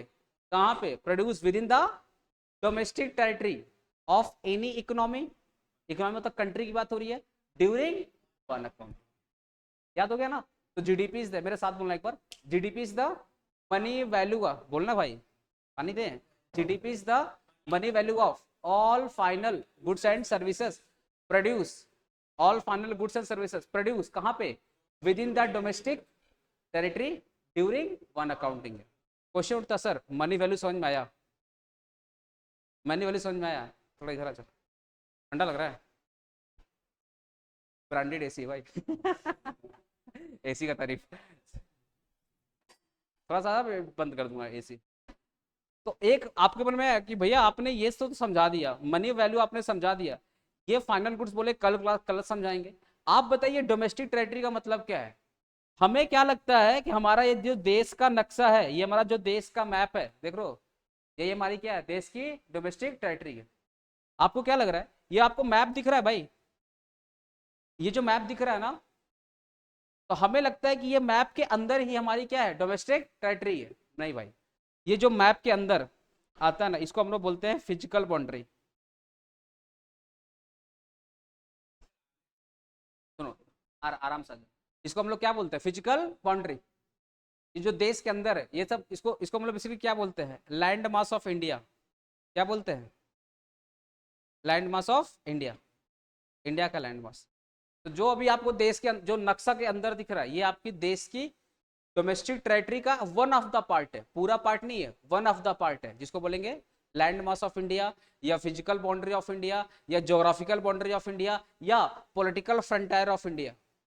जो आप मैप के अंदर, मैं इसके बाहर की बात नहीं कर रहा हूं, मैप के अंदर, इसके अंदर जो आपको दिख रहा है, इसके अंदर जो भी आपको दिख रहा है, इसके अंदर वो आपका क्या है? लैंड मास ऑफ इंडिया, या physical boundary of India, geographical boundary of India, या लैंड या पॉलिटिकल फ्रंटियर ऑफ इंडिया। ये डोमेस्टिक टेरिटरी का वन ऑफ द पार्ट है। कौन सा पार्ट है? One of the. आप अगर इंडिया का देखे होंगे नक्शा, तो आसपास में देखना बहुत सारे वाटर है, पानी है ना इंडिया के आसपास, इंडियन ओशियन। आपको पता है ना इंडिया का 3 तरफ से पानी है और एक तरफ से लैंड है, तो ये इंडिया के आसपास क्या है? पानी है, जिसको अपने क्या बोलते हैं? Indian ocean. मैं चाहता पूरा मैप मैप लेकर आता, पर वो ना ब्लैंक में ज्यादा अच्छे समझ में आएगा। तो आपका क्या आसपास पानी है, ठीक है। तो हमारे इंडिया में 3 तरफ पानी है, ये वाला पोर्शन, ये वाला पोर्शन और ये वाला पोर्शन, 3 तरफ क्या है? पानी है। छोटा सा हमारा क्या है? श्रीलंका, उसका मुद्दा बाद में आएगा, ध्यान समझो, उसका मुद्दा बाद में आएगा, ठीक है। अब एक चीज बताओ, हमारे यहाँ पे ना एक लॉ ऑफ सी है, क्या है, लॉ ऑफ सी। ये 1982 में इसका प्रपोजल आया था, 1985 में ये बन करके रेडी हो गया था। लॉ ऑफ सी क्या बोलता है कि जहां से, हाँ, जहां से ये फिजिकल बाउंड्री खत्म हो रहा है, देखो ना, ये जो फिजिकल बाउंड्री खत्म हो रहा है, तो यहां से क्या चालू हो रहा है, पानी चालू हो रहा है। अरे बाबू क्या चालू हो रहा है, पानी चालू। जहां से फिजिकल बाउंड्री खत्म हो रहा है वहां से क्या चालू हो रहा है, पानी चल रहा है। तो अब लॉ ऑफ सी क्या बोलता है कि किसी भी देश का जो फिजिकल बाउंड्री होता है वो स्ट्रेट होता नहीं है। आप देखिएगा ध्यान से, अगर मैं एक लाइन यहां से ड्रॉ करूं, अगर मैं एक लाइन यहां से ड्रॉ करूं, तो पता चला ये लाइन तो श्रीलंका में आके मिल गया, क्योंकि श्रीलंका बहुत दूरी नहीं है, इंडिया का ठीक है ना, मैप में एकदम ठीक कोना पे है। तो ये लॉ ऑफ सी क्या बोलता है कि समुद्र के अंदर लाइन ड्रॉ करना पॉसिबल नहीं है। आए अंदर। तो ये ना एक वर्ड यूज करते हैं जिसको हम लोग बोलते हैं इमेजिनरी लाइन, क्या बोलते हैं। तो इन्होंने क्या बोला, जहां से आपका फिजिकल बाउंड्री खत्म हो रहा है वहां से आप एक इमेजिनरी लाइन ड्रॉ करो। फॉर एग्जाम्पल, मैं समझाने के पॉइंट ऑफ व्यू से बोल रहा हूं। फॉर एग्जाम्पल, ये हमारा एक इमेजिनरी लाइन है फॉर एग्जाम्पल, और ये जिधर जिधर पानी है सब जगह आएगा, जिधर जिधर पानी है ये सब जगह, ऐसा नहीं कि सिर्फ एक तरफ आएगा। जो रूल्स एंड रेगुलेशन इधर अप्लीकेबल है वो इधर भी अप्लीकेबल होगा और इधर भी अप्लीकेबल होगा। समझ में आ रहा मेरा बात, ओके। फॉर एग्जाम्पल, ये मेरा कौन सा लाइन है बाबू, ये कौन सा लाइन है, इमेजिनरी लाइन। अब लॉ ऑफ सी क्या बोलता है कि इमेजिनरी लाइन से 12 नॉटिकल माइल्स तक, इमेजिनरी लाइन से 12 नॉटिकल माइल, एक नॉटिकल माइल में होता है 1852 मीटर, 1852 मीटर, ठीक है ना। तो ये पिंक कलर दिख रहा है, तो दिख रहा है ना, ठीक है। तो बेसिकली क्या बोलता है यहाँ पे लॉ ऑफ सी, कि जो इमेजिनरी लाइन है वहां से 12 नॉटिकल माइल तक का जो भी वाटर है, मतलब इधर भी 12 इधर भी 12, 12 नॉटिकल माइल तक का जो भी वाटर है वो आपका डोमेस्टिक टेरिटरी का पार्ट है। मतलब यहां तक पूरा का पूरा क्या है, इंडिया। हमें लगता है कि ये फिजिकल बाउंड्री खत्म हुआ, समुद्र स्टार्ट हुआ, इंडिया खत्म, नहीं। जहां से समुद्र स्टार्ट हो रहा है वहां से 12 नॉटिकल माइल, 1 नॉटिकल माइल कितना होता, 1850 मीटर। मैं अगर इसको 2000 मान के चलूं, फॉर एग्जाम्पल अगर मैं इसको 2000 मीटर मान के चलूं, तो 2000 मीटर मतलब 2 किलोमीटर। तो 12 × 24, 12 × 2, 12 × 2 करो कितना है, 24। इसका मतलब 24 किलोमीटर इधर, 24 किलोमीटर इधर और 24 किलोमीटर इधर, क्या है, इंडिया है। तो ये भी हमारा डोमेस्टिक टेरिटरी का पार्ट है। सर इसका बेनिफिट क्या है, इस 12 नॉटिकल माइल के अंदर बहुत सारा सी फूड मिलेंगे, बहुत सारे नेचुरल गैसेस मिलेंगे, तो वो भी तो हमारे देश का डोमेस्टिक टेरिटरी का पार्ट है, वो भी हमारे देश के प्राइमरी सेक्टर का पार्ट है क्योंकि वो नेचुरल है। समझ में आ रहा है मेरा बात। तो जीडीपी में याद करो, जीडीपी में तीनों सेक्टर का पैसा आता है, तो यहां से जो भी कुछ निकलेगा वो किसका पार्ट होगा, प्राइमरी सेक्टर का पार्ट होगा। समझ में आ रहा है मेरा बात, ओके। अब ध्यान समझना, अब क्वेश्चन उठता है, क्या 12 नॉटिकल माइल के बाद इंडिया खत्म होता है क्या, answer is no. Law of sea फिर बोलता है, लॉ ऑफ सी बोलता है कि after 12 nautical mile, after 12 nautical mile आप अपना आप अपना बाउंड्री, अपना जो देश का जो सीमा क्षेत्र है, जो बाउंड्री है, आप उसको बढ़ा सकते हो अप टू 200 नॉटिकल माइल। कहां तक बढ़ा सकते हो, 200 नॉटिकल माइल। तो मैं बेस लाइन से सपोज मैंने ड्रॉ किया, ये है मेरा 200 नॉटिकल माइल, ये क्या है, 200 नॉटिकल माइल। मैंने क्या बोला, जो कॉन्सेप्ट इधर अप्लीकेबल है सेम कॉन्सेप्ट इधर, सेम कॉन्सेप्ट इधर। अब तुम मत बोला सर बीच में श्रीलंका आ गया, मैं क्या बोला, श्रीलंका को भी साइड रखो भाई, अभी श्रीलंका बीच में ढुकाना, ठीक है। एक ट्रीटी नाम का वर्ड होता है, पता ना, संधि। तो दो देश मिलकर के ट्रीटी करते हैं कि आपस में हाफ हाफ शेयर कर लेंगे, ठीक है। मेरा बात समझो ध्यान से। तो ये 200 nautical mile, law of sea बोलता है कि 12 नॉटिकल माइल तक इंडिया है, हर एक केस में इंडिया है। लेकिन 200 में से अगर 12 माइनस करोगे बचे कितना, 188। अरे भाई 200 में से अगर 12 माइनस करो कितना बचेगा, 188। तो ये जो 188, मैं कलर चेंज कर दूं, ये जो आपका 188 नॉटिकल माइल बच रहा है। ये जो 188 नॉटिकल माइल जो बच रहा है, लॉ ऑफ सी बोलता है 188 नॉटिकल माइल भी इंडिया, वर्ड पे ध्यान रखना, 188 नॉटिकल माइल भी इंडिया होगा in case of natural gases, in case of petroleum, diesel, crude oil. आपको पता है ये पेट्रोलियम, क्रूड ऑयल, जो भी क्रूड ऑयल निकलता है, जो ऑयल का रॉ फॉर्म होता है, जो नेचुरल गैसेस निकलती हैं, ठीक है, ये डीप समुद्र में, एकदम गहरे समुद्र में पाई जाती हैं। तो हमारे अंबानी अडानी, आपको पता है ना, अंबानी अडानी दोनों का पेट्रोलियम काम है, इनका बहुत ज्यादा पेट्रोलियम का, क्रूड ऑयल का प्लांट इस एरिया में लगा हुआ है। और हमारे देश की जो नेवी है, इंडियन नेवी, देखो यहां तक तो इंडिया है भाई, जो मिलिट्री लगेगा वो इसके अंदर से लगेगा, इसके बाहर ही लगेगा, समझा ना। तो गवर्नमेंट लॉ ऑफ सी बोलता है कि जहां से इंडिया खत्म हो रहा है वहां से 188 नॉटिकल माइल आप अपना एरिया को बढ़ा सकते हो। क्यों बढ़ा सकते हो, रीजन बता रहा हूँ, क्योंकि इसके बाद अगर सुनो, अगर यहीं पे बगल में चाइना आ जाता तो क्या बढ़ा पाता? इंडिया के पास स्पेस है, मैं क्या बोल रहा हूँ, समुद्र के मामले में इंडिया के पास बहुत बड़ी पावर है। चाइना हमसे क्यों डरता है? क्योंकि हमारा जो समुद्री क्षेत्र है वो बहुत बड़ा है, तभी इसका नाम क्या पड़ गया है, इंडियन ओशियन। पूरा का पूरा समुद्र हम लेके बैठे हुए हैं। चाइना कहाँ से ट्रेड करेगा? चाइना का 60%, चाइना का जो 60% ट्रेड है वो इंडियन ओशियंस होके जाता है। आज चाइना हमारे ऊपर आक्रमण करेगा तो अंडमान निकोबार में और यहाँ पे बे ऑफ बंगाल में जितने नेवी वाले बैठे हैं, वो किस लिए बैठे हैं? चाइना का खबर रहने के लिए बैठे हैं। इसलिए चाइना हमसे कभी लड़ाई डायरेक्टली नहीं कर सकता है, हाँ मानसिक लेवल पे कर सकता है, किसी दूसरे देश को लड़वा देता है। देखना जब भी चाइना में डिस्प्यूट होता है, इंडिया चाइना में, देखना पाकिस्तान एक्टिव हो जाता है, तो थोड़ा सा चढ़ावा देता है कि थोड़ा कुत्ता भौंक भौंक नहीं रहा है बहुत दिन से, समझ रहा है, वाला हिसाब है। तो पाकिस्तान थोड़ा भौंकना स्टार्ट करता है, वही वाला, डायरेक्टली नहीं आएगा। रीजन क्या है ना कि हमारा इंडियन सी में, इंडियन ओशन में राजा कौन है? इंडिया है, इंडिया राजा है। रीजन क्या है कि हमारे आसपास ना कोई देश ही नहीं है। लेकिन मैं क्या बोल रहा हूँ, 12 नॉटिकल माइल के बाद अगर कोई दूसरा देश आ गया तो क्या 188 नॉटिकल माइल वाला कॉन्सेप्ट अप्लीकेबल होगा? नहीं अप्लीकेबल होगा। लॉ ऑफ सी बोलता है 12 नॉटिकल माइल के बाद अगर अभी भी समुद्री सीमा बाकी है तो आप अपना एक्स्ट्रा 188 नॉटिकल माइल बढ़ा सकते हैं, पेट्रोल निकालने के लिए, डीजल निकालने के लिए, नेचुरल गैस निकालने के लिए, क्रूड ऑयल निकालने के लिए। तो हमारे अंबानी अडानी पीछे नहीं हटे भाई साहब, भयानक इन्वेस्टमेंट करके बैठे हैं यहाँ पे। और इनको रक्षा देने के लिए कौन है? इंडियन नेवी, समझ आ रहा?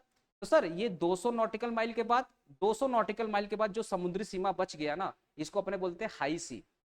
क्या बोलते हैं? हाई सी। और जो भी इंटरनेशनल ट्रेड होता है इसी हाई सी से होते हुए जाता है, क्योंकि यहां तक तो इंडिया आ गया ना। देखो 12 नॉटिकल माइल तक का जो इंडिया है वो हर एक केस में है, और 188 नॉटिकल माइल तक का जो इंडिया है वो सिर्फ और सिर्फ natural gases, petroleum, crude oil के लिए है। बट अगर एक सुपरफिशियल लेवल की बात किया जाए तो 200 नॉटिकल माइल तक क्या है? इंडिया है। अगर एक ऊपर ऊपर देखा जाए तो 200 नॉटिकल माइल तक क्या है? इंडिया। अब मान लो ये जो एरिया है, ये जो एरिया आप देख रहे हो, ये कौन सा एरिया है? हाई सी। अब मान लो कोई जहाज यहाँ से इंटर करते करते हमारे 200 नॉटिकल माइल में आ गया, तो ये जो भी इंडियन नेवी लगी है ना, इनको वार्निंग देगी कि आप हमारी समुद्री सीमा में जा रहे हो। आपने केजीएफ देखा होगा, केजीएफ पार्ट 2 में वो भोपू लगा बोल रहा था ना कि आप हमारी समुद्री सीमा में ढुक रहे हो, बाहर जाओ बाहर जाओ। तो अगर यहाँ से, क्योंकि देखो समुद्र में कोई सीमा तो होता नहीं है, वो रडार पे सारा काम चलता है। तो अगर फॉर एग्जाम्पल ये हाई सी है जो कि किसी का नहीं है, हाई सी किसी का नहीं है, वो कॉमन है, कोई भी देश उसको यूज कर सकता है। हाई सी से मान लो कोई शिप आते थे हमारे 200 नॉटिकल में ढुक गया, तो इंडियन नेवी उसको क्या देगी? वार्निंग देगी। भाई साहब अगर ये वार्निंग नहीं माना, केजीएफ का फैन था, ये करते करते मान लो ये 12 नॉटिकल माइल में आ गया, वार्निंग दे रही थी, वार्निंग देते थे, वो कहां पे ढुक गया? 12। जैसे ही वो 12 नॉटिकल माइल में ढुका ना, इसका मतलब वो देश के अंदर ढुक गया इलीगल, क्योंकि 12 नॉटिकल माइल तक तो एग्जैक्ट इंडिया है हर एक केस में, समझ रहे हो ना। ये जो 188 तो हमें एक स्पेशल स्पेशल स्टेटस मिला है ना कि आपको पेट्रोल निकालना है, डीजल निकालना है, तो आपके पास समुद्री सीमा बचाओ, आप यूज कर लो। लेकिन 12 नॉटिकल मतलब एग्जैक्ट इंडिया है, तो अगर कोई सिर्फ 12 नॉटिकल माइल के अंदर ढुक गया, इसका मतलब इंडिया के अंदर ढुक गया, without Indian permission, without Indian government का परमिशन, विदाउट नेवी परमिशन, तो लॉ ऑफ सी पता क्या बोलता है, अगर यहाँ पे ढुका तो वार्निंग देके छोड़ देना, अगर इसके अंदर ढुका ना उड़ा देना, जो होगा हम देख लेंगे। तो अगर इसके अंदर कोई कोई अगर ढुक गया, इंडियन नेवी पूछेगी नहीं, तुरंत उड़ाएगी और उसका कोई केस भी नहीं होगा, क्योंकि यहाँ पे अगर उड़ाएगी ना तो जवाब देना पड़ेगा काहे उड़ाया, यहाँ पे वार्निंग देने का है। अगर इसके अंदर उड़ा दिया, 12 नॉटिकल माइल के अंदर उड़ाया, किसी कोई जवाब नहीं देना, इवन तारीफ मिलेगा कि आपका फोर्स अच्छा है, बराबर काम कर रहे हैं। समझ में आ रहा है मेरा बात। तो डोमेस्टिक टेरिटरी कहां तक है, अगर एक ऊपर लेवल की बात करूं, 12 नॉटिकल माइल हर एक केस में, 188 नॉटिकल माइल तुम्हारा पेट्रोलियम ऑयल और क्रूड ऑयल डीजल केस में, नेचुरल गैस केस में। तो देखा जाए 12 प्लस 188 कितना हो गया, 200 नॉटिकल माइल। तो हमारा इंडिया का जहां से समुद्री सीमा चालू होता है, चाहे इधर से चाहे इधर से चाहे इधर से, ठीक है, यहां से 200 नॉटिकल माइल, इधर से 200 नॉटिकल माइल और इधर से 200 नॉटिकल माइल, पूरा का पूरा क्या है, हमारे देश का डोमेस्टिक टेरिटरी। मतलब एक सिंगल वर्ड यूज करूं, यहाँ इंडिया है, इधर भी इंडिया है और इधर भी इंडिया है, और ये पूरा पूरा हमारे देश का क्या है, डोमेस्टिक टेरिटरी। सच बताओ, अगर आप जीडीपी पढ़ते हो तो डोमेस्टिक टेरिटरी के बारे में पता होना चाहिए कि नहीं पता होना चाहिए, क्योंकि जीडीपी में देखो ना वर्ड क्या है, ग्रॉस डोमेस्टिक। अगर डोमेस्टिक ही नहीं पता आपको तो जीडीपी पढ़ के फायदा क्या हुआ। आप समझ में, मेरा सिलेबस थोड़ा सा डिले क्यों होता है, रीजन है, ढुक के पढ़ाते हैं टाइम लगता है, पर हाँ पढ़ के जाओगे। हाँ बाबू बोलो। फिशिंग के लिए तो इधर 12 नॉटिकल माइल तो है ही है। अरे 25 किलोमीटर फिशिंग बहुत होता है भाई। इसके यहाँ पे जाने के लिए, इसके यहाँ पे जाने के लिए ना तुमको नेवी का परमिशन लगेगा, ठीक है, क्योंकि यहाँ, बोल भाई बोल।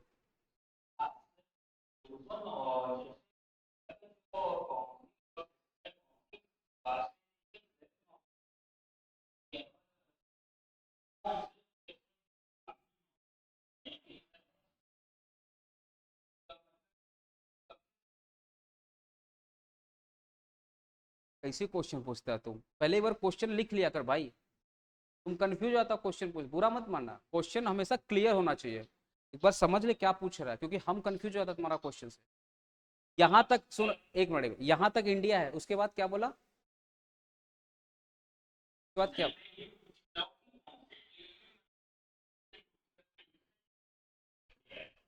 हाँ कर सकते हैं, वही तो बोला, एक्स्ट्रा 188 नॉटिकल माइल तक आप एक्सटेंड कर सकते हो अगर आपके पास समुद्री सीमा बाकी है।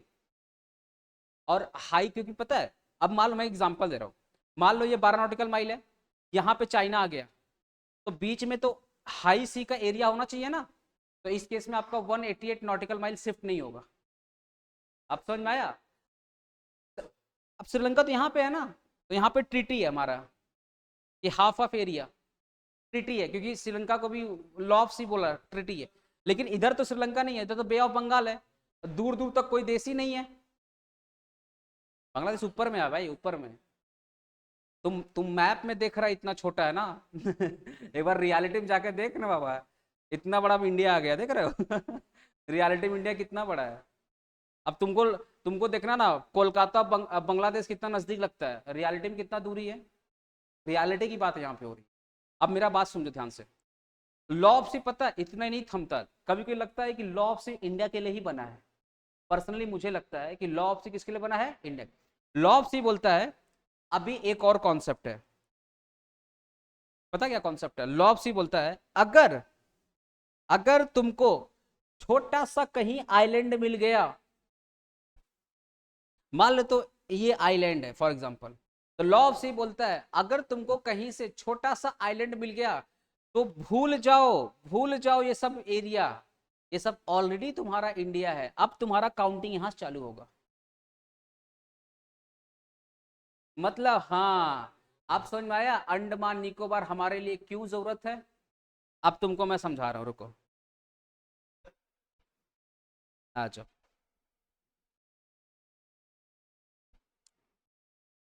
अंडमान निकोबार कहाँ है बाबू, देखो ध्यान से, कहाँ है, समुद्री सीमा से बहुत दूरी है, लेकिन यहाँ पे बहुत सारी हमारी नेवी है।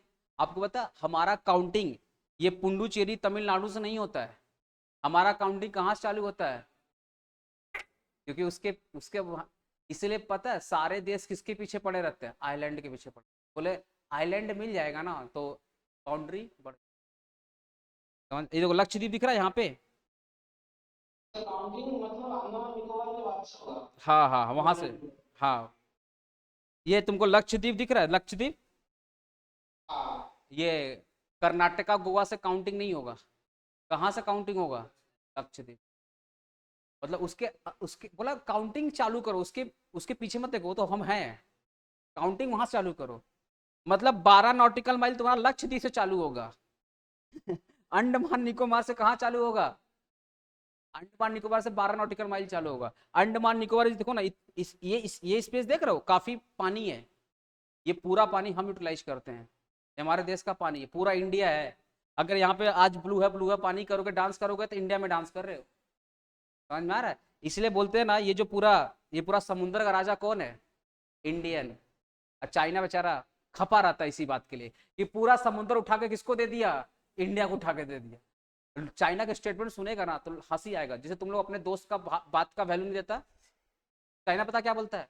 हम लॉ ऑफ सी को मानते ही नहीं है। तो लोग बोलते हैं चुप रह, क्या बोलते रहते हैं, कुछ भी बोल रहे। हाँ हाँ क्या बोला? भाई यूएसए ही बनाया, कहीं नहीं मानेगा। कौन लॉ ऑफ सी? कौन लॉ ऑफ सी यूएसए नहीं मानता? कौन, कहाँ पढ़ लिया बाबू? एक्चुअली वो इंटरनेशनल बॉडी है लॉ ऑफ सी में, इंडियन मेंबर भी हैं। जैसे यूएनए होता है ना, यूएनओ, ऐसे ये इंटरनेशनल बॉन्ड्री है। अरे भाई लॉ ऑफ सी बनाने में सबसे बड़ा फायदा किसका है? क्योंकि तुमको पता है सबसे ज्यादा आइलैंड किसके पास है? यूएस के पास है। यूएस हर जगह जाके बोलता है ये मेरा प्रॉपर्टी, ये मेरा प्रॉपर्टी है।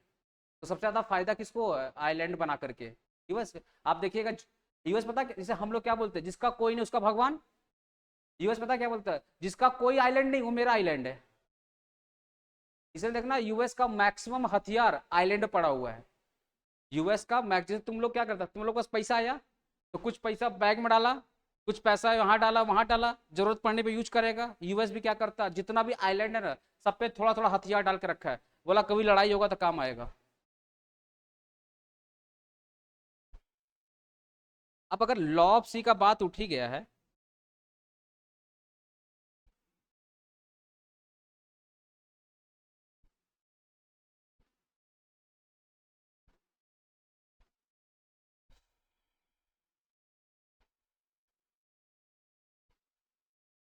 देख ले रे भाई, देख ले तुम लोग। हमको अंग्रेजी नहीं आता, तुम लोग पढ़ लेना, देख लो क्या लिखा हुआ। 1982 जमैका रिजल्टेड इन 90, बोले ना 1982 में इसका प्रपोजल आया था, और इसका अप्लीकेबल कहाँ से लाया गया? 1985 से। ठीक है ना, देख लो। देखो यहाँ पे लिखा ना यूएन, दिख रहा है कहीं पे? यूएन, यूनाइटेड नेशन, ये एक इंटरनेशनल बॉडी है। समझा मेरा बात? अब जाके तुम लोग आराम से घर पे पढ़ना।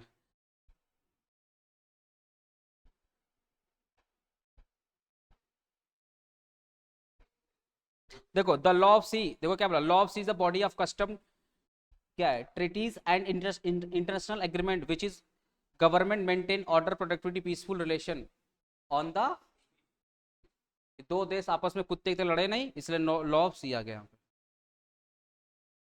विकीपीडिया में क्या लिखा हुआ, अपना जो विकीपीडिया है ये देखो ध्यान से। Law of sea is a body of international law, मैंने बोला ना ये इंटरनेशनल बॉडी है। ठीक है। Governing the rights and duty of the state in maritime environment, maritime मतलब वाटर की बात करता है कि वाटर टेरिटोरियल में जो इन्वायरमेंट है उसको मैनेज करने के लिए। बाकी तुम लोग पढ़ लेना, ठीक है? समझ में आ गया मेरा बात? आते हैं बैक टू टॉपिक। तो भाई हमारे देश का डोमेस्टिक टेरिटरी में क्या क्या आता है, ध्यान सुनना। हमारे देश का डोमेस्टिक टेरिटरी में आता है, पहला physical boundary of India, political frontier of India, geographical boundary of India. 12 nautical mile of water territory, कहाँ से? From Indian geographical boundary. 188 nautical mile will be considered for the purpose of oil and natural gases. ये सब हमारे domestic territory का part है। तो domestic territory में India का नक्शा आ गया, मैप आ गया, plus 200 nautical mile, 200 nautical mile तीनों तरफ, प्लस अगर कोई इंडियन एयरक्राफ्ट है या शिपमेंट है जिसका कंट्रोल और ओनरशिप इंडिया के पास है, वो भी हमारे देश का डोमेस्टिक टेरिटरी का पार्ट है।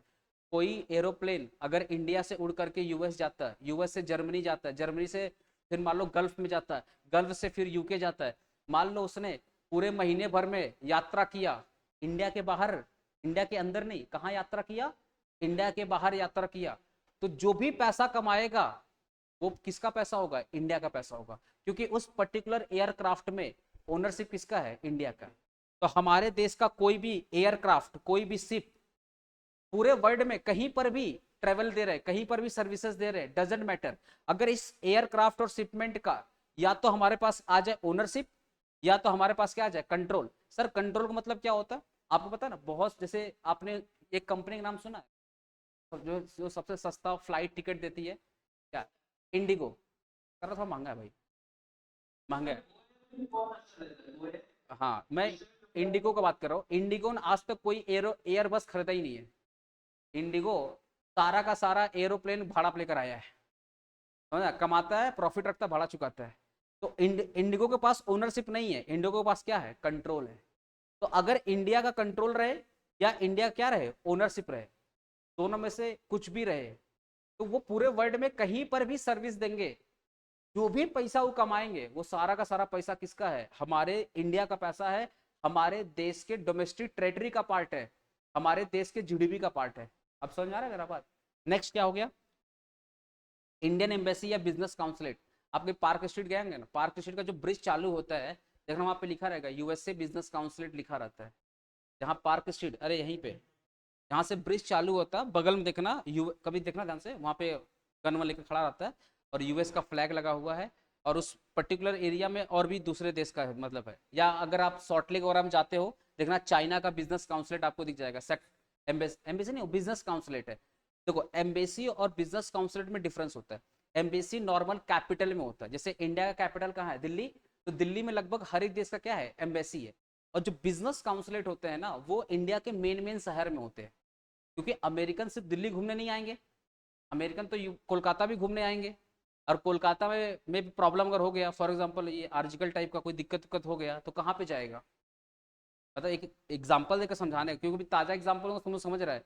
कोई अगर मान लो कोई लेडी आई, उसको प्रॉब्लम होगा, कोई छेड़खानी किया, तो प्रॉब्लम कहाँ होगा, तो कोलकाता में होगा, वो दिल्ली जाएगा नहीं। इसीलिए ना हर एक मेन मेन शहर में ना हर एक देश का क्या होता है, बिजनेस काउंसलेट होता है।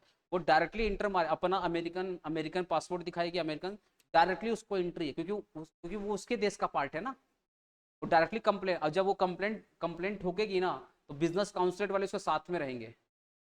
तो हर एक कंट्री में बिजनेस, ऐसे इंडिया का भी पूरे वर्ल्ड में जितने भी मेन मेन सिटी हैं, हर एक मेन मेन सिटी में क्या है, बिजनेस काउंसलेट है। आप मूवी वगैरह में देखते होंगे कि हीरो विदेश गया, कोई कांड किया, पुलिस वाला उसको बंद कर दिया, तब देखना इंडियन आदमी कोई आता है जो बात करके सब उसको छुड़ाता है, देखना कभी ध्यान से मूवी, वो सब क्या होता है, बिजनेस काउंसलेट होते हैं। एम्बेसी थोड़ी तुम्हारे लिए उठ करके आएगी। तो एम्बेसी नॉर्मली वीजा वूजा का अप्लाई करता है, बिजनेस काउंसलेट नॉर्मली पब्लिक से रिलेटेड या बिजनेस से रिलेटेड जो भी डील वगैरह होती है वो बिजनेस काउंसलेट का होता है, समझ में। तो अगर इंडिया का एम्बेसी, इंडिया का बिजनेस काउंसलेट पूरे वर्ल्ड में कहीं पर भी हो, वो पूरी की पूरी एरिया इंडिया है, मतलब उस पूरी की पूरी एरिया हमारे देश की डोमेस्टिक टेरिटरी है। मैं एक एग्जांपल दे रहा हूँ, इंडिया का एम्बेसी फॉर एग्जांपल वाशिंगटन में या न्यूयॉर्क में है। इंडिया का एम्बेसी कहाँ पे है, न्यूयॉर्क में। तो न्यूयॉर्क के जिस पर्टिकुलर एरिया में, वो एरिया हमारे देश का एरिया है, वो हमारे देश की जीडीपी का पार्ट है, हमारे देश की डोमेस्टिक टेरिटरी का पार्ट है। इसका मतलब अगर किसी यूएसए को, तो किसी यूएस के नागरिक को इंडिया माना है, तो वो क्या करेंगे, हमारे इंडियन एम्बेसी में कांटेक्ट करेंगे, वहां से परमिशन मिलेगा। परमिशन तो ऐसे नहीं देगा, पैसा लेगा परमिशन देने का। तो उस एम्बेसी के अंदर जो भी पैसा कमाया, वो पैसा कहाँ से आएगा, वो पैसा कहाँ आएगा, देश के अंदर आएगा। वो हमारे देश के जीडीपी का पार्ट है, वो बाहर का पार्ट नहीं है। समझ पा रहे हो मेरा बात। तो बिजनेस काउंसलेट के अंदर या जीडीपी के अंदर जो भी पैसा कमाया जाता है, वो सारा का सारा पैसा हमारे जीडीपी का पार्ट है। तो हमारे देश की जो एम्बेसी है, जो बिजनेस काउंसलेट है, बाबू सुनना, हमारे देश की जो एम्बेसी है, जो बिजनेस काउंसलेट है, वो पूरा का पूरा हमारे डोमेस्टिक टेरिटरी का पार्ट है।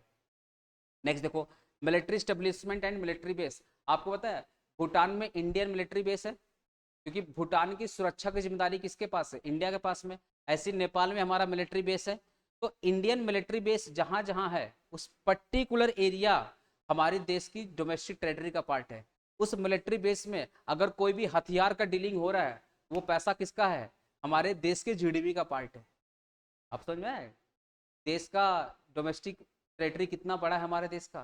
तो डोमेस्टिक टेरिटरी में क्या क्या आता है एक बार याद करते हैं। डोमेस्टिक टेरिटरी पहला हमारे देश का फिजिकल बाउंड्री, प्लस डायरेक्टली बोलो ना 200, 12 तो हर केस में है और 188 स्पेशल केस में। स्पेशल में तुम्हारा वही नेचुरल गैस पेट्रोलियम। तो अपने डायरेक्टली क्या बोलेंगे 200 नॉटिकल माइल।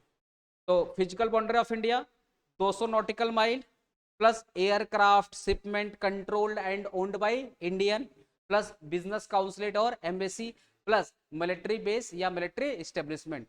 ये सब मिलाकर के हमारे देश का क्या बनता है डोमेस्टिक टेरिटरी। और इस डोमेस्टिक टेरिटरी के अंदर कुछ भी पैसा कमाओगे वो कहां पे डालेंगे, जीडीपी के अंदर डालेंगे। अब समझ में कितना बड़ा कॉन्सेप्ट है जीडीपी। लाइव स्टूडेंट कोई डाउट भाई? बोल बोल भाई क्या डाउट है? एक जन का डाउट आया था भाई, बोलो क्या प्रॉब्लम है पूछो। यहाँ पे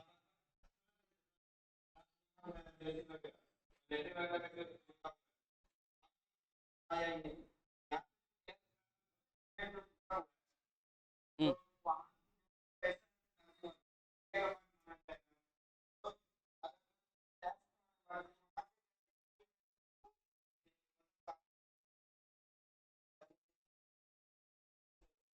नहीं नहीं नहीं नहीं नहीं नहीं इनका एयरक्राफ्ट और शिपमेंट इनका बुकिंग तो इंटरनेशनल ही होता है ना बाबू।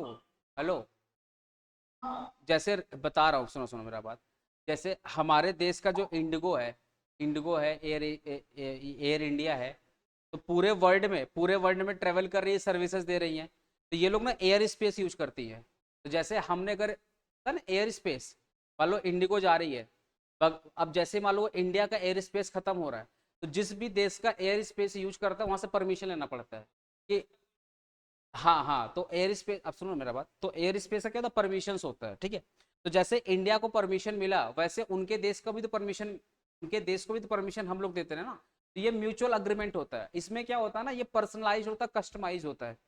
इसमें एक इंटरनेशनल बॉडी भी है जो इन सब का देख रेख करती है। अगर कोई डिस्प्यूट होता है एयर स्पेस का, जैसे याद है ना पाकिस्तान बीच में एयर स्पेस बंद कर दिया था, तो इंडिया को बहुत तकलीफ हुआ था। तो बाद में फिर इंडिया इंटरनेशनल कोर्ट में ये वाला मामला उठाया, तो फिर पाकिस्तान ठंडा हो गया।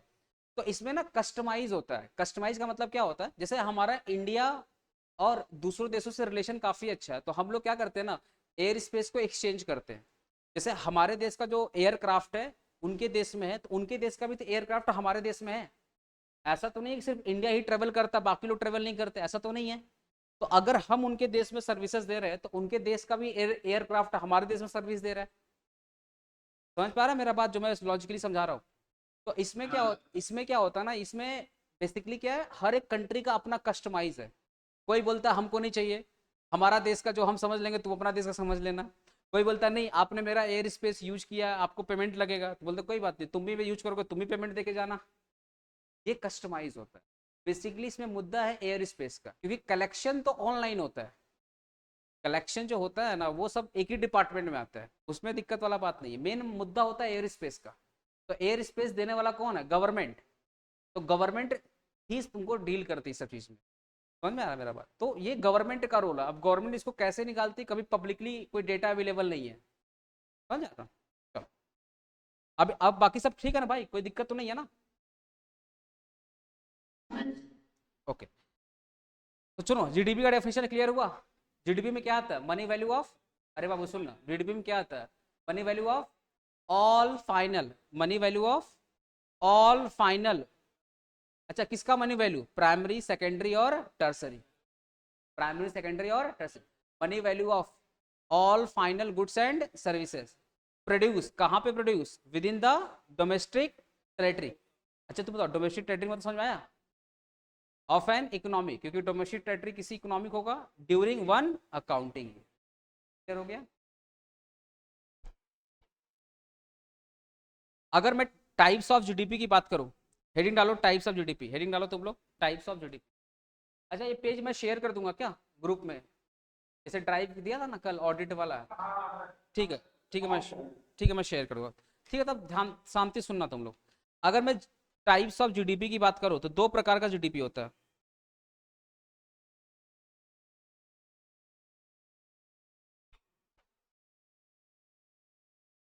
जो नए स्टूडेंट है भाई ना, थोड़ा मेरे बारे में समझ लो। हम थोड़ा सा बेसिक ही पढ़ाते हैं। हम ये मान के चलते हैं कि आपको बहुत कुछ नहीं आता तभी आप ट्यूशन पढ़ रहे हो। अगर आपको उतना ही आता तो आप ट्यूशन नहीं पढ़ते। तो आपका एक एक रुपये का बेस्ट सर्विस हम आपको दे सके। अब इसमें नेगेटिविटी मत ढूंढ लगा, बहुत पकाता है यार, जब देखो तो पकाते रहते हैं। हर चीज को तुम पॉजिटिव में ले सकते हैं। माँ बाप का डांट को तुम पॉजिटिव ले सकते हैं और माँ बाप के डांट को तुम नेगेटिव ले सकते हो। अब ये तुम्हारे ऊपर है। पर हम आपको बेस्ट देना चाहते हैं। आप एक बार पढ़ के जाइए तो आपको लगे हाँ आपका 1 घंटे 2 घंटे का वर्थ हुआ है, आपको कुछ चीज़ समझ में आया। ठीक है। नॉमिनल जीडीपी और एक हो गया आपका रियल जीडीपी। अगर कोई आपको बोलता है जीडीपी, आप देखिएगा न्यूज़पेपर वगैरह में सब लोग क्या चिल्लाते रहते हैं, जीडीपी जीडीपी जीडीपी। और उनको पता नहीं है जीडीपी कितने टाइप्स के होते हैं, दो, नॉमिनल और रियल। अगर आपसे कोई बोले जीडीपी, इसका मतलब they are talking about nominal GDP. अगर कोई बोले जीडीपी मतलब किसकी GDP, nominal GDP. Nominal GDP को ना बाबू हम लोग बोलते हैं, ध्यान सुनना, हम लोग बोलते हैं इसको जीडीपी एट मार्केट प्राइस, या इसको हम लोग बोलते हैं GDP at current year price.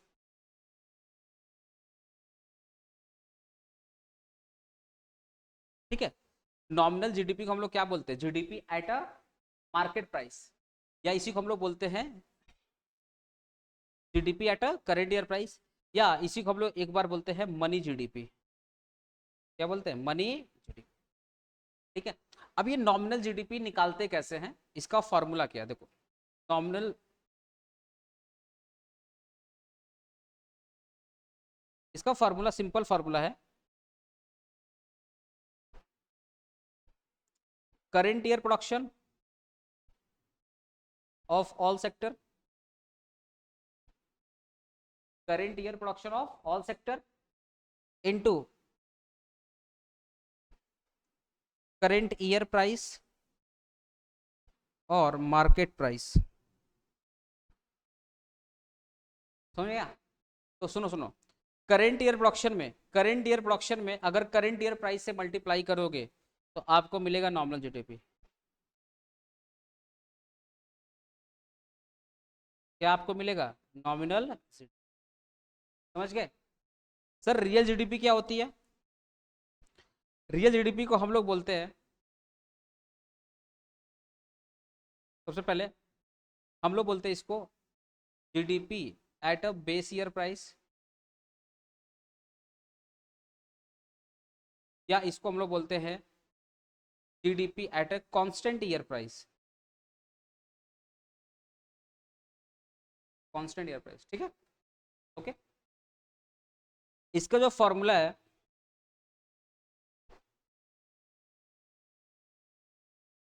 इसका जो फॉर्मूला है सिंपल फॉर्मूला है, current year production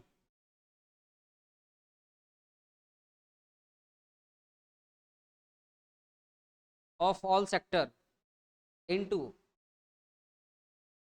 base year price.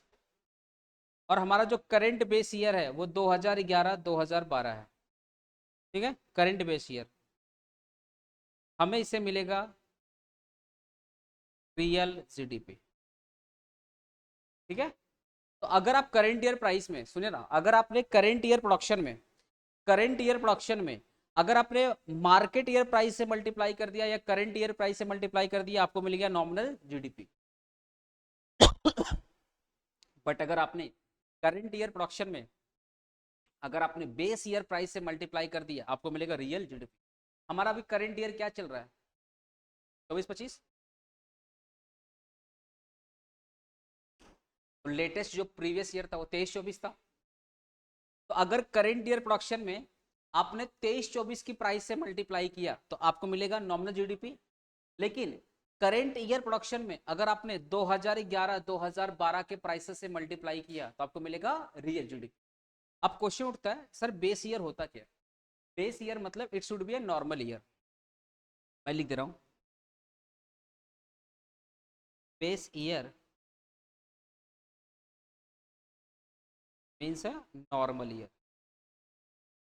Sir normal year का मतलब क्या होता है, जिस साल कोई भी नेचुरल क्लैमिटीज वगैरह, कोई भी अर्थक्वेक, भूकंप, बादल नहीं फटा, बाढ़ नहीं आया, सूखा नहीं पड़ा, ये कोरोना कोरोना दीदी नहीं आई, समझ रहा, पेंडेमिक नहीं आया, महामारी नहीं आई, ऐसी ईयर को हम लोग क्या बोलते हैं, नॉर्मल ईयर। तो जिस देश में जिस साल कोई भी पेंडेमिक ना आया हो, कोई सूखा ना हो, कोई बादल नहीं फटा हो, कहीं बाढ़ नहीं आया हो, कहीं भूकंप नहीं आया हो, ठीक है। मतलब क्या होता है ना, जब भूकंप वगैरह आता है ना, पूरा आसपास का जो स्टेट होता है ना, बहुत प्रॉब्लम होता है। तो ऐसे साल को हम लोग क्या बोलते हैं, एब नॉर्मल ईयर। तो जो साल नॉर्मल है, नॉर्मल का मतलब सब कुछ अच्छा अच्छा अच्छा, तो इस साल को हम लोग क्या बोलते हैं, बेस ईयर। सर कौन डिसाइड करेगा, सीएसओ, मैं बोला था, सेंट्रल स्टैटिस्टिकल ऑर्गेनाइजेशन बोल करके गवर्नमेंट बॉडी है, उन्हीं का जिम्मेदारी है पता करना कि, उन्हीं का जिम्मेदारी है बेसिकली बताना कि देश का बेस ईयर क्या होगा। तो राइट नाउ हमारा जो करंट बेस ईयर है वो 2011 2012। तो अगर हमें अपने देश का प्रोग्रेस देखना है कि हमारे देश की जीडीपी बढ़ी है या घटी है, तो आपको सिंपली क्या करना पड़ेगा, मान लो करंट ईयर प्रोडक्शन, मैं एक एग्जांपल दे रहा हूँ, करंट ईयर प्रोडक्शन मान लो हुआ है 1000 यूनिट का। करंट ईयर प्रोडक्शन कितना हुआ है, 1000 यूनिट का। और एक यूनिट का दाम है राइट नाउ, एक यूनिट का दाम कितना है राइट नाउ, फॉर एग्जाम्पल 20 रुपया। तो 1 लाख इंटू 20 हो गया, कितना हो गया, 20 लाख, कितना हो गया। और हमारा जो बेस ईयर था फॉर एग्जाम्पल था वो 8 रुपया था, बेस ईयर कितना था, 8 रुपया। तो इसका मतलब ये कितना हो गया, 8 लाख। अब आप एक चीज देख रहे हो, प्रोडक्शन क्या है, सेम है, डिफरेंस किस चीज का है, प्राइस का। तो ये जो डिफरेंस आ रहा है ना, इसी डिफरेंशन को अपने बोलते हैं इन्फ्लेशन। क्या बोलते हैं, इन्फ्लेशन। इसका मतलब 2011-12 में इसकी वैल्यू होती 8 लाख रुपया, बट 2023-24 में इसकी वैल्यू कितनी है, 20 लाख। एक्स्ट्रा वैल्यू कितना है, 12 लाख। 12 लाख क्यों आया, बिकॉज ऑफ महंगाई के। जब भी हम लोग रियल जीडीपी कैलकुलेट करते हैं ना, तो महंगाई को हटा देते हैं, और जब भी हम लोग नॉमिनल जीडीपी कैलकुलेट करते हैं, महंगाई को महंगाई को मतलब इंक्लूड कर लेते हैं। मैं एक बात बता रहा हूँ, 2011 2012 और 23-24 में बेसिक डिफरेंस क्या है, महंगाई का। जो दूध का पैकेट राइट नाउ 30 रुपए का है, 2011 2012 में उसका पैकेट 10 रुपया का था। दूध वही है, अमूल कंपनी भी वही है, 500 ml उस वक्त भी था, 500 ml अभी भी है, डिफरेंस किस चीज का है, प्राइस का। समझ में आ रहा है। तो नॉमिनल जीडीपी में इन्फ्लेशन ऐड होता है, नॉमिनल जीडीपी में इन्फ्लेशन ऐड होता है, और रियल जीडीपी में इन्फ्लेशन ऐड नहीं होता है।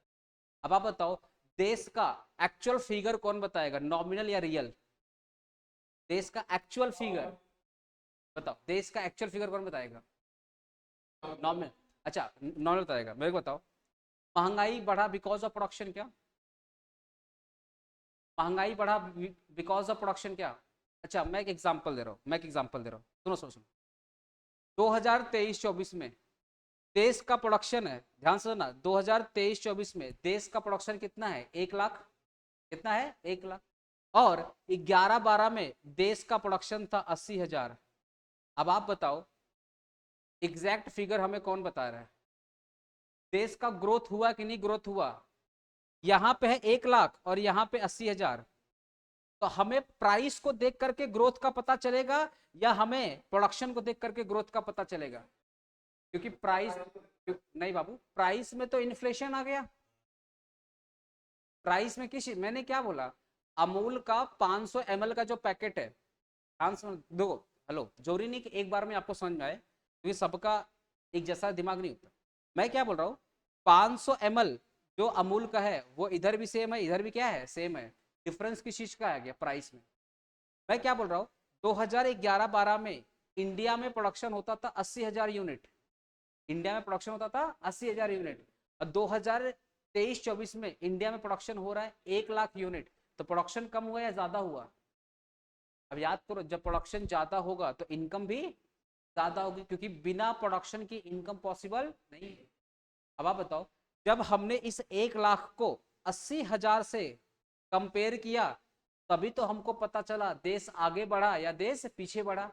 उल्टा कर लो, उल्टा कर लो, 1 लाख था, इंडिया का प्रोडक्शन कितना था 2023-24 में, 1 लाख, और 11-12 में इंडिया का प्रोडक्शन था 1.5 लाख। अब आप बताओ, इंडिया आगे गया पीछे गया, 11-12 में, 2011-2012 में इंडिया का प्रोडक्शन था 1.5 लाख यूनिट।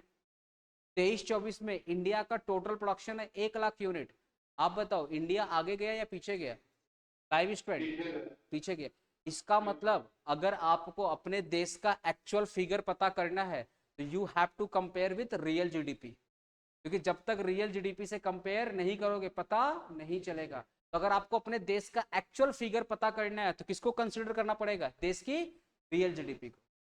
क्योंकि जो नॉमिनल जीडीपी है ना उसमें क्या आ गया है? इन्फ्लेशन। और इन्फ्लेशन की वजह से ना अमाउंट ज्यादा दिख रहा है। अब आप आपको देखो, इधर भी 1 लाख का प्रोडक्शन, इधर भी 1 लाख का प्रोडक्शन, लेकिन दोनों में अंतर क्या है? यहाँ पे है 20 लाख और यहाँ पे कितना है? 8 लाख। तो देख के लग रहा है यही ज्यादा है, देख के लग रहा है यही ज्यादा है, बट फर्क क्या है? फर्क क्या है? फर्क है इन्फ्लेशन का। क्योंकि 12-11 में जो इन्फ्लेशन होगा और 23-24 में जो इन्फ्लेशन होगा उसमें अंतर है। आज आज तुम लोग बोलते हो ना, आज के पापा लोग का जमाना और हम लोग का जमाना में मेन अंतर क्या है? महंगाई का अंतर है। उनके टाइम पे 1 लाख रुपए की वैल्यू कुछ और थी, राइट नाउ 1 लाख की वैल्यू कुछ और है, बिकॉज ऑफ इन्फ्लेशन। महंगाई, मेन महंगाई वाला मुद्दा होता है। तो अगर आपको देश का एक्चुअल फिगर पता करना है, अगर आपको अपने देश का क्या पता करना है? एक्चुअल फिगर, तो आपको क्या देखना पड़ेगा? Real GDP. रियल जीडीपी ना, रियल जीडीपी महंगाई, रियल जीडीपी क्या करती है? महंगाई को माइनस करके बात करती है। बोलती है आप हमसे, क्योंकि पता है जब तुम रियल जीडीपी काउंट करोगे तो इन्फ्लेशन को साइड करोगे, और जब इन्फ्लेशन साइड करोगे तब पता चलेगा आपका ग्रोथ हुआ है या आपका ग्रोथ नहीं हुआ। मोदी जी, मोदी जी चिल्लाते हैं हमारे देश की जीडीपी 8%। मोदी चिल्लाते हैं हमारे देश की जीडीपी कितनी है? 8%। चलिए मान लो मोदी जी है, ध्यान समझना बस 2 मिनट। मोदी जी बोल रहे हैं देश की जीडीपी कितनी है? 8%। क्या मोदी जी ने नॉमिनल और रियल का नाम लिया? क्या मोदी जी ने नॉमिनल और रियल का नाम लिया? नहीं। तो हम लोग क्या समझेंगे? नॉमिनल। अगर मोदी जी बोलते हैं कि हमारे देश की जीडीपी 8% है तो हम लोग क्या समझेंगे? मोदी जी किसकी बात कर रहे हैं? नॉमिनल। हम और मोदी जी से पूछना देश का इन्फ्लेशन बताइए ना मोदी जी, तो मोदी जी बोलते हैं देश का इन्फ्लेशन है 6%। तो एक्चुअल ग्रोथ कितना है? एक्चुअल ग्रोथ कितना है? 2%। बट ये बात मोदी जी को नहीं पता। अलग बात है, बाद में आई एस पता उनका भाषण कौन लिखता है? आईएएस ऑफिसर वो लिखता है। बोलेगा मोदी जी 2% वाला थोड़ा देख लीजिएगा। समझ में आ रहा है मेरा बात? तो अगर आपको अपने देश का एक्चुअल फिगर पता करना कि हाँ आपका देश ग्रोथ किया है या ग्रोथ नहीं किया है, have to see your real GDP. क्योंकि आपका नॉमिनल जीडीपी में इन्फ्लेशन ऐड है। इन्फ्लेशन देख के आप गुमराह हो गए, बाप रे इतना बड़ा जीडीपी। इन्फ्लेशन तो माइनस करो एक बार, तब समझ में आएगा इंडिया ग्रोथ किया है या इंडिया ग्रोथ नहीं।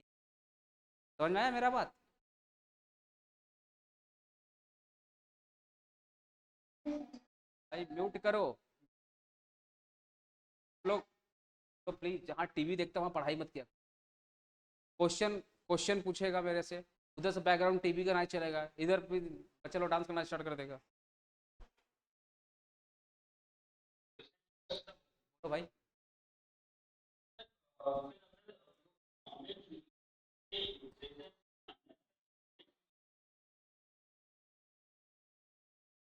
नॉमिनल जीडीपी,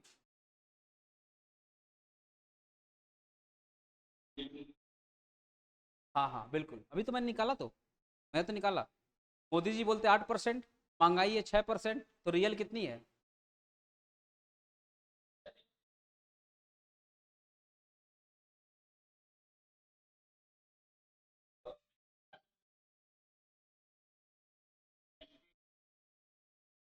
सब प्रोडक्शन, सब प्रोडक्शन, सब प्रोडक्शन बाबू।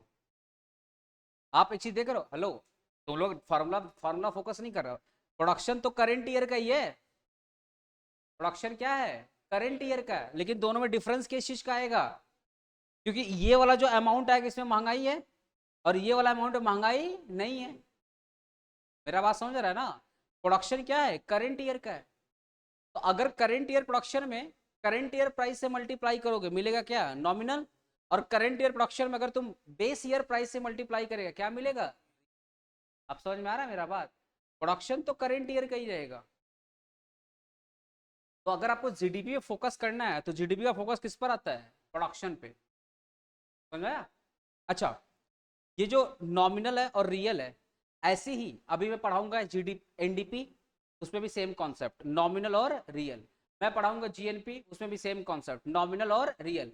मैं पढ़ाऊंगा एनएनपी, उसमें भी सेम कॉन्सेप्ट नॉमिनल और रियल। भाई आपका क्वेश्चन का जवाब मैं दे पाया या फिर से समझाऊं? बोलिएगा प्लीज, सेटिस्फेक्शन बहुत मैटर करता है। नहीं कोई हेजिटेशन हो पूछ लेना, ठीक है? अब सुनो, अब देखो ध्यान से, हेलो, ध्यान से देखना आपको। अगर मैं नॉमिनल जीडीपी का डेफिनेशन लिखूं यहाँ पे, तो डेफिनेशन क्या होगा? डेफिनेशन क्या होगा? नॉमिनल, देखो ना डेफिनेशन सेम होगा, देखो देखो सिंपल, डेफिनेशन एकदम सेम होगा कि अब यहाँ पे जीडीपी था तो यहाँ पे क्या लिख देंगे? नॉमिनल। सिंपल पता क्या लिखेंगे? Nominal GDP is the money value of all final goods and services produce within the domestic territory of an economy during one accounting year, comma, comma को पता एक लाइन लिख देना है, measured at a current year price. इस comma के बाद क्या लिख देंगे? Measured at a current year price. ऐसे ही आपसे पूछा जाए रियल जीडीपी का डेफिनेशन क्या है? Same, real GDP is the money value of all final goods and services produce within the domestic territory of an economy during one accounting year, comma, measured at a constant year price या base year price. Definition complete. समझ रहा है मेरा बात? मैं लिख नहीं रहा हूं, तुम लोग समझ गया ना? कॉपी में लिख लेगा ना? तो कॉमा के बाद अगर लिखता है measured at a current year price मतलब नॉमिनल, और कॉमा के बाद अगर लिखता है measured at a base year price मतलब real. Live student, definition clear है भाई नॉमिनल और रियल का गाइस? ठीक है, और फार्मूला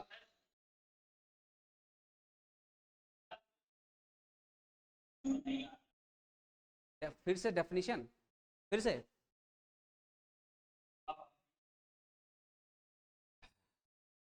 तुम ना सबसे पहले ना जीडीपी का डेफिनेशन लिख लेना।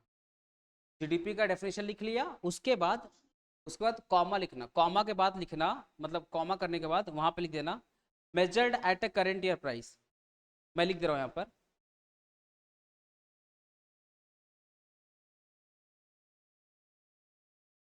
After GDP definition. कहाँ बैठ के पढ़ाई करता है तुम लोग? आफ्टर जीडीपी डेफिनेशन, कॉमा लिख, माई कितना, आफ्टर जीडीपी डेफिनेशन आप एक वर्ड लिखिएगा, मेजर्ड एट अ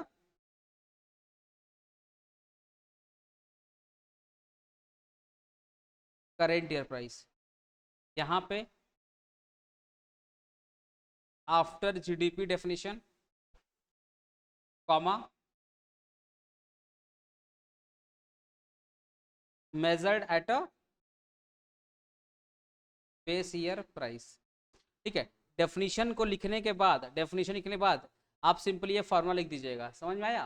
और तीसरा तीसरा पॉइंट यहाँ मेंशन कीजिएगा, तीसरा पॉइंट मेंशन कीजिएगा, नॉमिनल जीडीपी में इन्फ्लेशन एडजस्ट नहीं होता है और रियल जीडीपी में इन्फ्लेशन एडजस्ट होता है। समझ पा रहे हो? लिख लोगे ना तो नोट्स एकदम रेडी होना चाहिए। समझ रहे हो? नोट्स,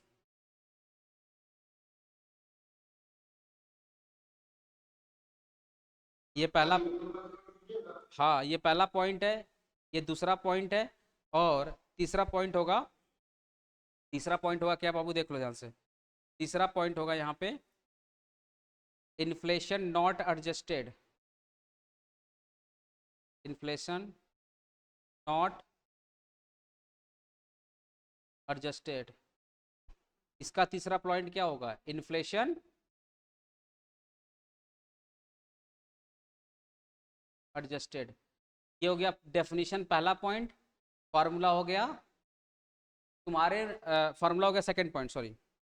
तुम्हारे एग्जाम में ना कभी अगर पूछ दिया नॉमिनल रियल का डिफरेंस, 2 नंबर का ही पूछेगा, तो एक बस बनाना डेफिनेशन, फार्मूला और इन्फ्लेशन, तो है क्या? अब मैं देखो ये जो अप्लीकेबल है, ये जो नॉमिनल और रियल का कॉन्सेप्ट है, same concept nominal and same concept NDP के लिए है, सेम कॉन्सेप्ट जीएनपी के लिए है, और सेम कॉन्सेप्ट एनएनपी के, और डेफिनेशन भी सेम रहेगा, बस खाली नाम चेंज कर देना। आपसे पूछा गया नॉमिनल एनडीपी क्या होता है, बस जीडीपी को हटा के क्या लिख देना? नॉमिनल एनडीपी अब मेजर्ड एट करंट, बस खाली नाम चेंज कर देना, डेफिनेशन क्या रहेगा, सेम रहेगा। मैंने कहा कॉन्सेप्ट कॉन्सेप्ट, हाँ हाँ मेजर्ड, हाँ measured at current year price, बिल्कुल। और अगर रियल रहेगा तो कॉमा के बाद क्या लिखेंगे, measured eight base year price या कांस्टेंट ईयर। तो कॉन्सेप्ट मिलने से ना डेफिनेशन हम लोग खुद से बना लेते हैं, मेरा बात। ओके, अब बात करते हैं एनडीपी। एनडीपी मतलब क्या होता है, बोलो। हाँ? फिर से बोलो। डीपी किसके ऊपर होता है,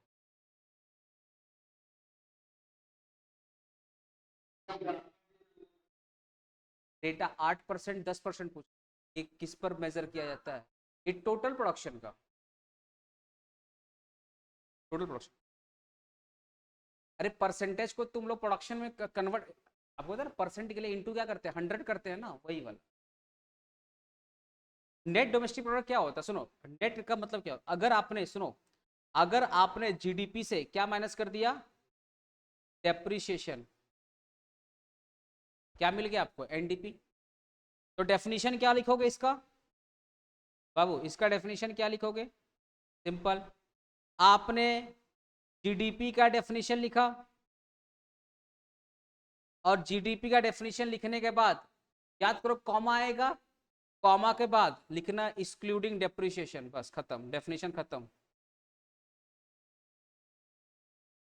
पूरा अपने जीडीपी का डेफिनेशन लिखा, पूरा जो डेफिनेशन है, लेकिन नाम जीडीपी लिखोगे या नाम एनडीपी लिखोगे, इतना तो बुद्धि है कि एनडीपी में नाम एनडीपी का आएगा, इतना तो दिमाग काम कर रहा है, नशा करके तो एग्जाम नहीं देगा तुम लोग।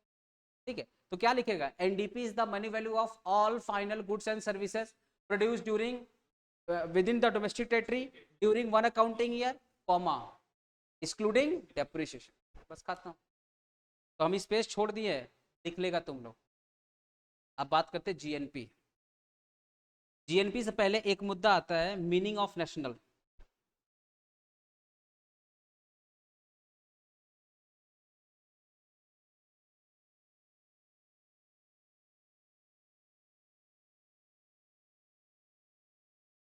मीनिंग ऑफ नेशनल, जब बात नेशनल की होती है ना, सुनो, नेशनल का मतलब क्या होता है, इनसाइड द कंट्री, सुन ले बाबू, नेशनल का मतलब क्या होता है, inside the country plus outside the country. Inside the country का मतलब होता है डोमेस्टिक लेवल, डोमेस्टिक, इनसाइड का मतलब क्या होता है डोमेस्टिक, और आउटसाइड का मतलब क्या होता है अब्रॉड, क्या होता है अब्रॉड। हमारे देश की अगर आपसे पूछे, अगर आपसे कोई पूछे हमारे देश की डोमेस्टिक इनकम क्या है, तो हमारे देश की जो डोमेस्टिक इनकम है उसको अपने बोलते हैं जीडीपी। हमारे देश की जो डोमेस्टिक इनकम उसको क्या बोलते हैं, जीडीपी। क्योंकि जीडीपी क्या बोलता है, ग्रॉस डोमेस्टिक, क्या बोलता है, ग्रॉस डोमेस्टिक प्रोडक्ट, मतलब प्रोडक्शन से जो भी इनकम आ रही है with in the domestic territory, वो पूरी की पूरी इनकम क्या है, जीडीपी। ठीक है, तो अगर आपसे कोई पूछे देश की डोमेस्टिक इनकम क्या है, तो आप आंसर दीजिएगा जीडीपी। लेकिन हमारे देश में सिर्फ देश के अंदर ही तो प्रोडक्शन नहीं हो रहा है, आपके ही फैमिली के बहुत सारे लोग होंगे जो देश के बाहर पैसा कमा रहे हैं और टाइम टू टाइम घर भेजते रहते हैं। हमारे देश की भी बहुत सारी कंपनियां हैं जो देश के बाहर जाकर सर्विस दे, आपको पता है एयरटेल हो गया, एयरटेल जियो, ये सब भी तो देश के बाहर जाकर पैसा कमा, एसबीआई हो गया, रिलायंस हो गया, अडानी हो गया, इन सब की तो बहुत सारी कंपनियां हैं जो देश के बाहर पैसा कमा के लाती हैं। अब आप बताओ, हमारे देश के जो रेसिडेंट है, आपको पता है जैसे एक इंडिविजुअल रेसिडेंट होता है वैसे कंपनी का भी रेसिडेंस होता है, ऐसे ही एचयूएफ का भी रेसिडेंट होता है, ऐसे ही पार्टनरशिप का भी। आपके सिलेबस में सिर्फ इंडिविजुअल का था, पर्संस का था, लेकिन कल को आप सीए सीएस सीएमए का पढ़ाई कीजिएगा, आपको कंपनी का रेसिडेंशियल स्टेटस निकालने को मिलेगा, आपको एचयूएफ का निकलेगा, आपको पार्टनरशिप फॉर्म का मिलेगा निकालने को, समझे ना। तो हमारे देश का जो रेसिडेंशियल है, चाहे वो कंपनी के फॉर्म में हो, मतलब चाहे वो नेचुरल फॉर्म में हो, जैसे नेचुरल मतलब हम और आप, और आर्टिफिशियल मतलब कंपनी वगैरह हो गई। तो हमारे देश के जो रेसिडेंशियल है वो प्रोडक्शन दोनों जगह करते हैं, वो देश के अंदर भी करते हैं और देश के बाहर करते हैं। तो अगर देश के अंदर वाली इनकम की बात की जाए तो उसको बोलेंगे जीडीपी, और देश के बाहर से जो इनकम आ रही है ना उसको हम लोग एक वर्ड बोलेंगे एनएफआईए, देश के बाहर से जो इनकम आ रही है उसको अपने क्या बोलेंगे, NFIA। सर फुल फॉर्म क्या है, net factor income from abroad.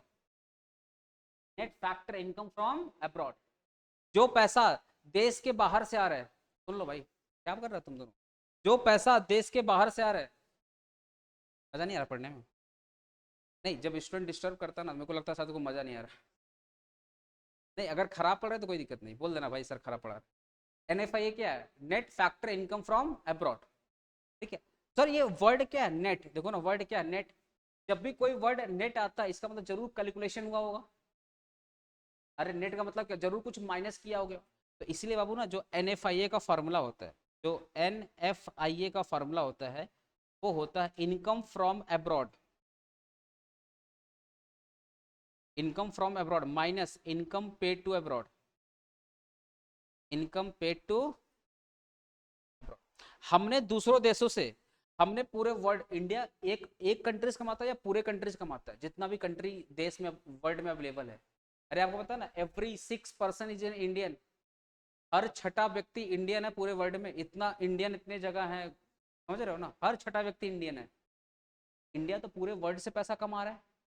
तो आप समझिए इनकम फ्रॉम अब्रॉड, अब्रॉड मतलब देश के बाहर, देश के बाहर से इनकम आया देश के अंदर, देश के बाहर से, देश के बाहर से इनकम आया देश के अंदर, मान लेते हैं 100 करोड़, कितना आया बाबू 100 करोड़, जैसे इंडिया दूसरों देशों से पैसा कमा करके इंडिया में ला रहा है, वैसे ही जापान भी इंडिया से पैसा कमा करके जापान जा रहा है, यूएस वाले भी इंडिया से पैसा कमा करके यूएस जा रहे हैं, यूके वाले भी इंडिया से पैसा कमा करके कहाँ जा रहे हैं, यूके जा रहे हैं। आपने कंपनी नाम सुना हिंदुस्तान यूनिलीवर, HUL, HUL का 67% किसका है, यूके का है, इसका मतलब HUL अगर 100 रुपया कमाता है 67 रुपीज यूके चला जाता है, सारा मेरा बात, तुम लोग डिटॉल लाइफ बॉय क्या क्या पॉन्ड्स वगैरह यूज करते हैं, चलो बहुत बड़ी कंपनी है। तो जैसे इंडिया दूसरे देशों से पैसा कमा करके इंडिया में ला रही है, वैसे ही बहुत सारे लोग इंडिया के अंदर आते हैं, चाहे नेचुरल फॉर्म में या आर्टिफिशियल फॉर्म में, इंडिया से पैसा कमाते हैं और अपने देश लेके जाते हैं। तो एक मोटा मोटा समझो ना, 100 करोड़ देश के अंदर आया, 80 करोड़ चला गया, वैसे उल्टा होता है, आता कम जाता ज्यादा है, लेकिन कोई बात नहीं, हम इंडिया को बुराई नहीं करना चाहते, समझ आया ना। तो आया 100 करोड़, कितना आया 100 करोड़, गया कितना 80 करोड़, गया कितना 80 करोड़, तो बचा कितना बाबू 20 करोड़, इसी 20 करोड़ को बोलते हैं नेट फॉरेन इनकम या नेट फॉरेन अर्निंग बोलते हैं, शॉर्ट में क्या बोलते हैं, नेट फॉरेन अर्निंग। कभी कभी देखना तुम्हारे एग्जाम में सम्स जब आता है ना, वहां पे नेट फॉरेन अर्निंग लिखा रहेगा कि हमने पूरे वर्ल्ड से नेट इतना कमाया, 100 करोड़ देश के अंदर आया, 80 करोड़ चला गया, बचा कितना 20 करोड़, इसी 20 करोड़ को बोलते हैं NFIA। अब आप बताइए, आप मुझे बताइए ना, ये जो NFIA है ये देश की अंदर वाली इनकम है या देश की बाहर वाली इनकम है, बोलो ना, ये देश की अंदर वाली इनकम या देश की बाहर वाली इनकम है, बाहर वाली इनकम। तो जैसे क्या क्या बोला, फिर से बोलना बोलना बाबू, NFI NFIA हम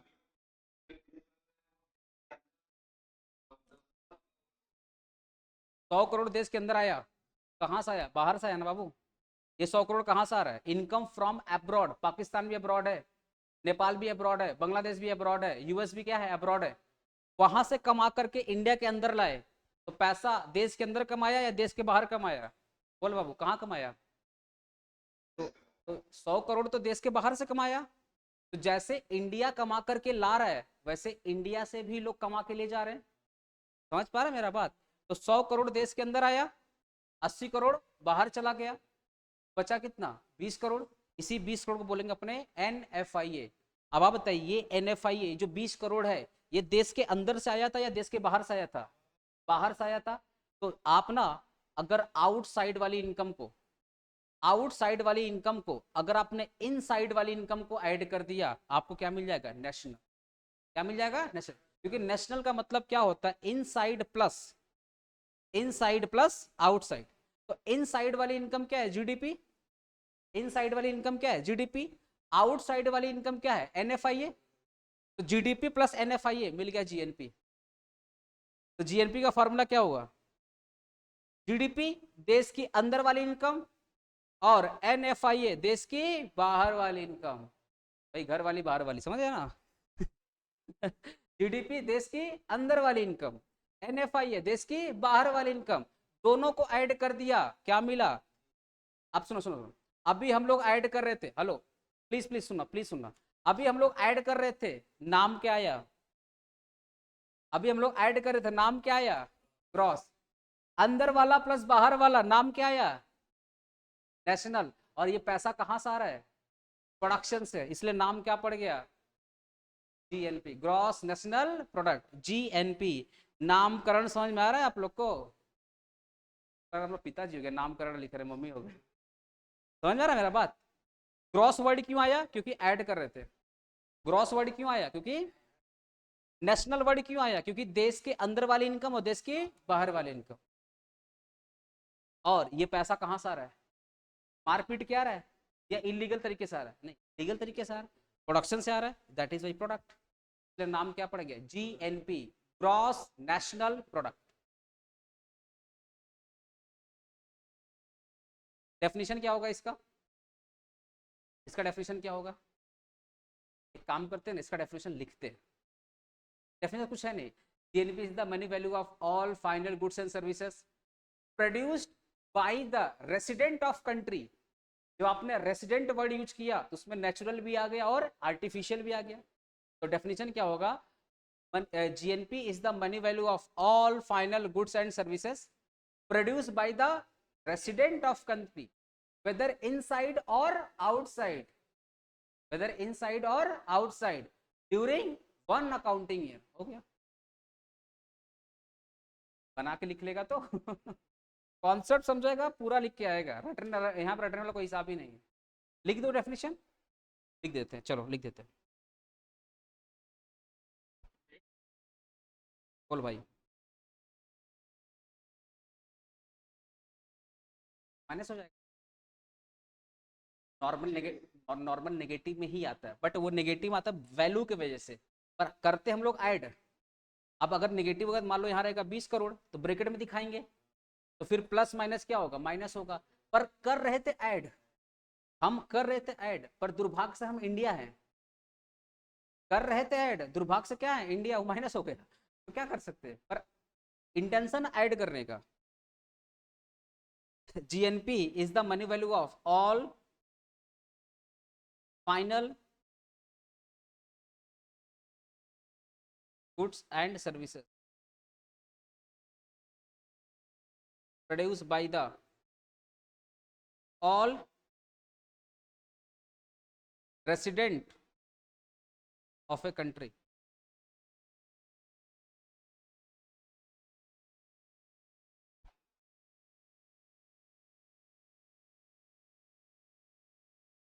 whether inside or outside, whether inside or outside during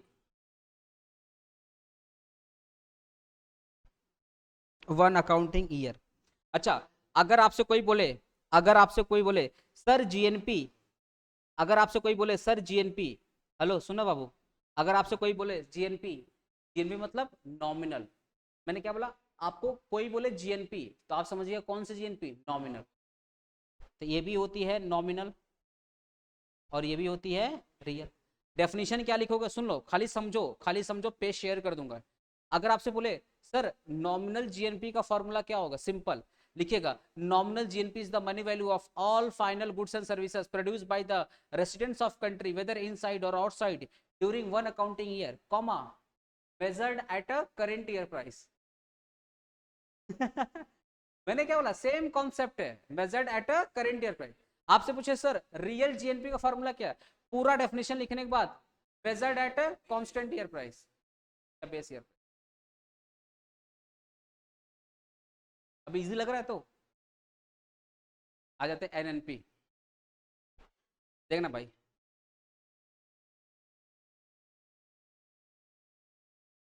ये जो जीएनपी था ना, इस जीएनपी से अगर डेप्रीशिएशन, प्लीज म्यूट कर लीजिएगा, अरे इस जीएनपी से ग्रॉस है ना, अरे ग्रॉस दिख रहा है, इस ग्रॉस से क्या माइनस कर देंगे, डेप्रिसिएशन, क्या मिल गया, net national product. NNP formula क्या है, नेट नेशनल प्रोडक्ट। तो अगर इसका डेफिनेशन याद, अगर इसका डेफिनेशन लॉजिकली याद करना है तो सबसे पहले किसका डेफिनेशन लिखोगे, जीएनपी का, अब कॉमा लिखे क्या लिखोगे, एक्सक्लूडिंग डेप्रिसिएशन। आपने डेफिनेशन किसका लिखा, जीएनपी का, अब कॉमा देके क्या लिखेगा, एक्सक्लूडिंग, ठीक है ना, जीएनपी। आज का इतना नहाने दे क्या, तो बस 2 मिनट रुक जा। अच्छा ठीक है, 2 मिनट।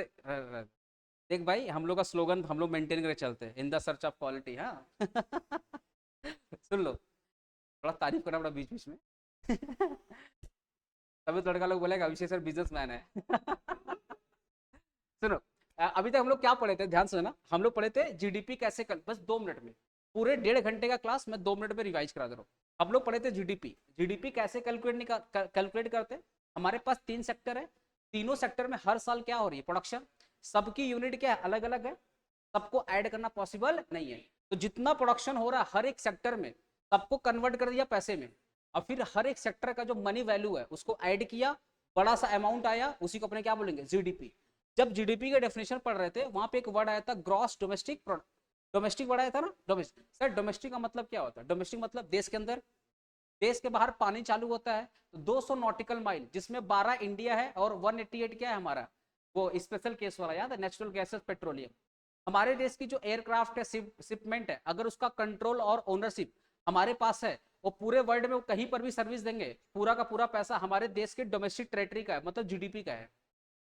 देश की एम्बेसी है, बिजनेस काउंसलेट है, पूरे वर्ल्ड में कहीं पर भी है, वो जो भी कमाएंगे देश के जीडीपी का पार्ट होगा। हमारे देश में जो मिलिट्री स्टेब्लिशमेंट है, वर्ल्ड के किसी कोने पर है, वो उस पर्टिकुलर बेस हमारे देश का डोमेस्टिक टेरिटरी का पार्ट है, कुछ भी इनकम होगी जीडीपी में ऐड करेंगे, समझ में आया। अच्छा, जीडीपी से डेप्रिसिएशन माइनस करेंगे, क्या मिलेगा, एनडीपी। सर जीडीपी का टाइप्स क्या होता है, 2, नॉमिनल और रियल। करंट ईयर प्रोडक्शन में करंट ईयर प्राइस से मल्टीप्लाई करेंगे, नॉमिनल। करंट ईयर प्रोडक्शन में बेस ईयर प्राइस से मल्टीप्लाई करेंगे, रियल। सर बेस ईयर कौन डिसाइड करेगा, CSO, central statistical organisation. Base year कौन है, 2011 2012, लेटेस्ट वाला आएगा, हम बेस 25-26 होगा पर आने वाला, ठीक है। अब सुनो, अगर आपने एनडीपी में, एनडीपी या जीडीपी, चाहे एनडीपी बोलो या जीडीपी बोलो, दोनों में फर्क डेप्रिसिएशन का है, ग्रॉस में डेप्रिसिएशन ऐड है और एनडीपी में डेप्रिसिएशन माइनस है। तो देश की जो डोमेस्टिक इनकम होती है, या तो उसको जीडीपी बोलो या तो उसको एनडीपी बोलो। अगर देश की अंदर वाली इनकम में ऐड कर दोगे देश की बाहर वाली इनकम, बाहर वाली इनकम क्या बोलते हैं, एनएफआईए। तो जीडीपी में अगर एनएफआईए ऐड करोगे मिलेगा जीएनपी, और उस जीएनपी से अगर डेप्रिसिएशन माइनस करोगे मिलेगा एनएनपी। Thank you. बोलो।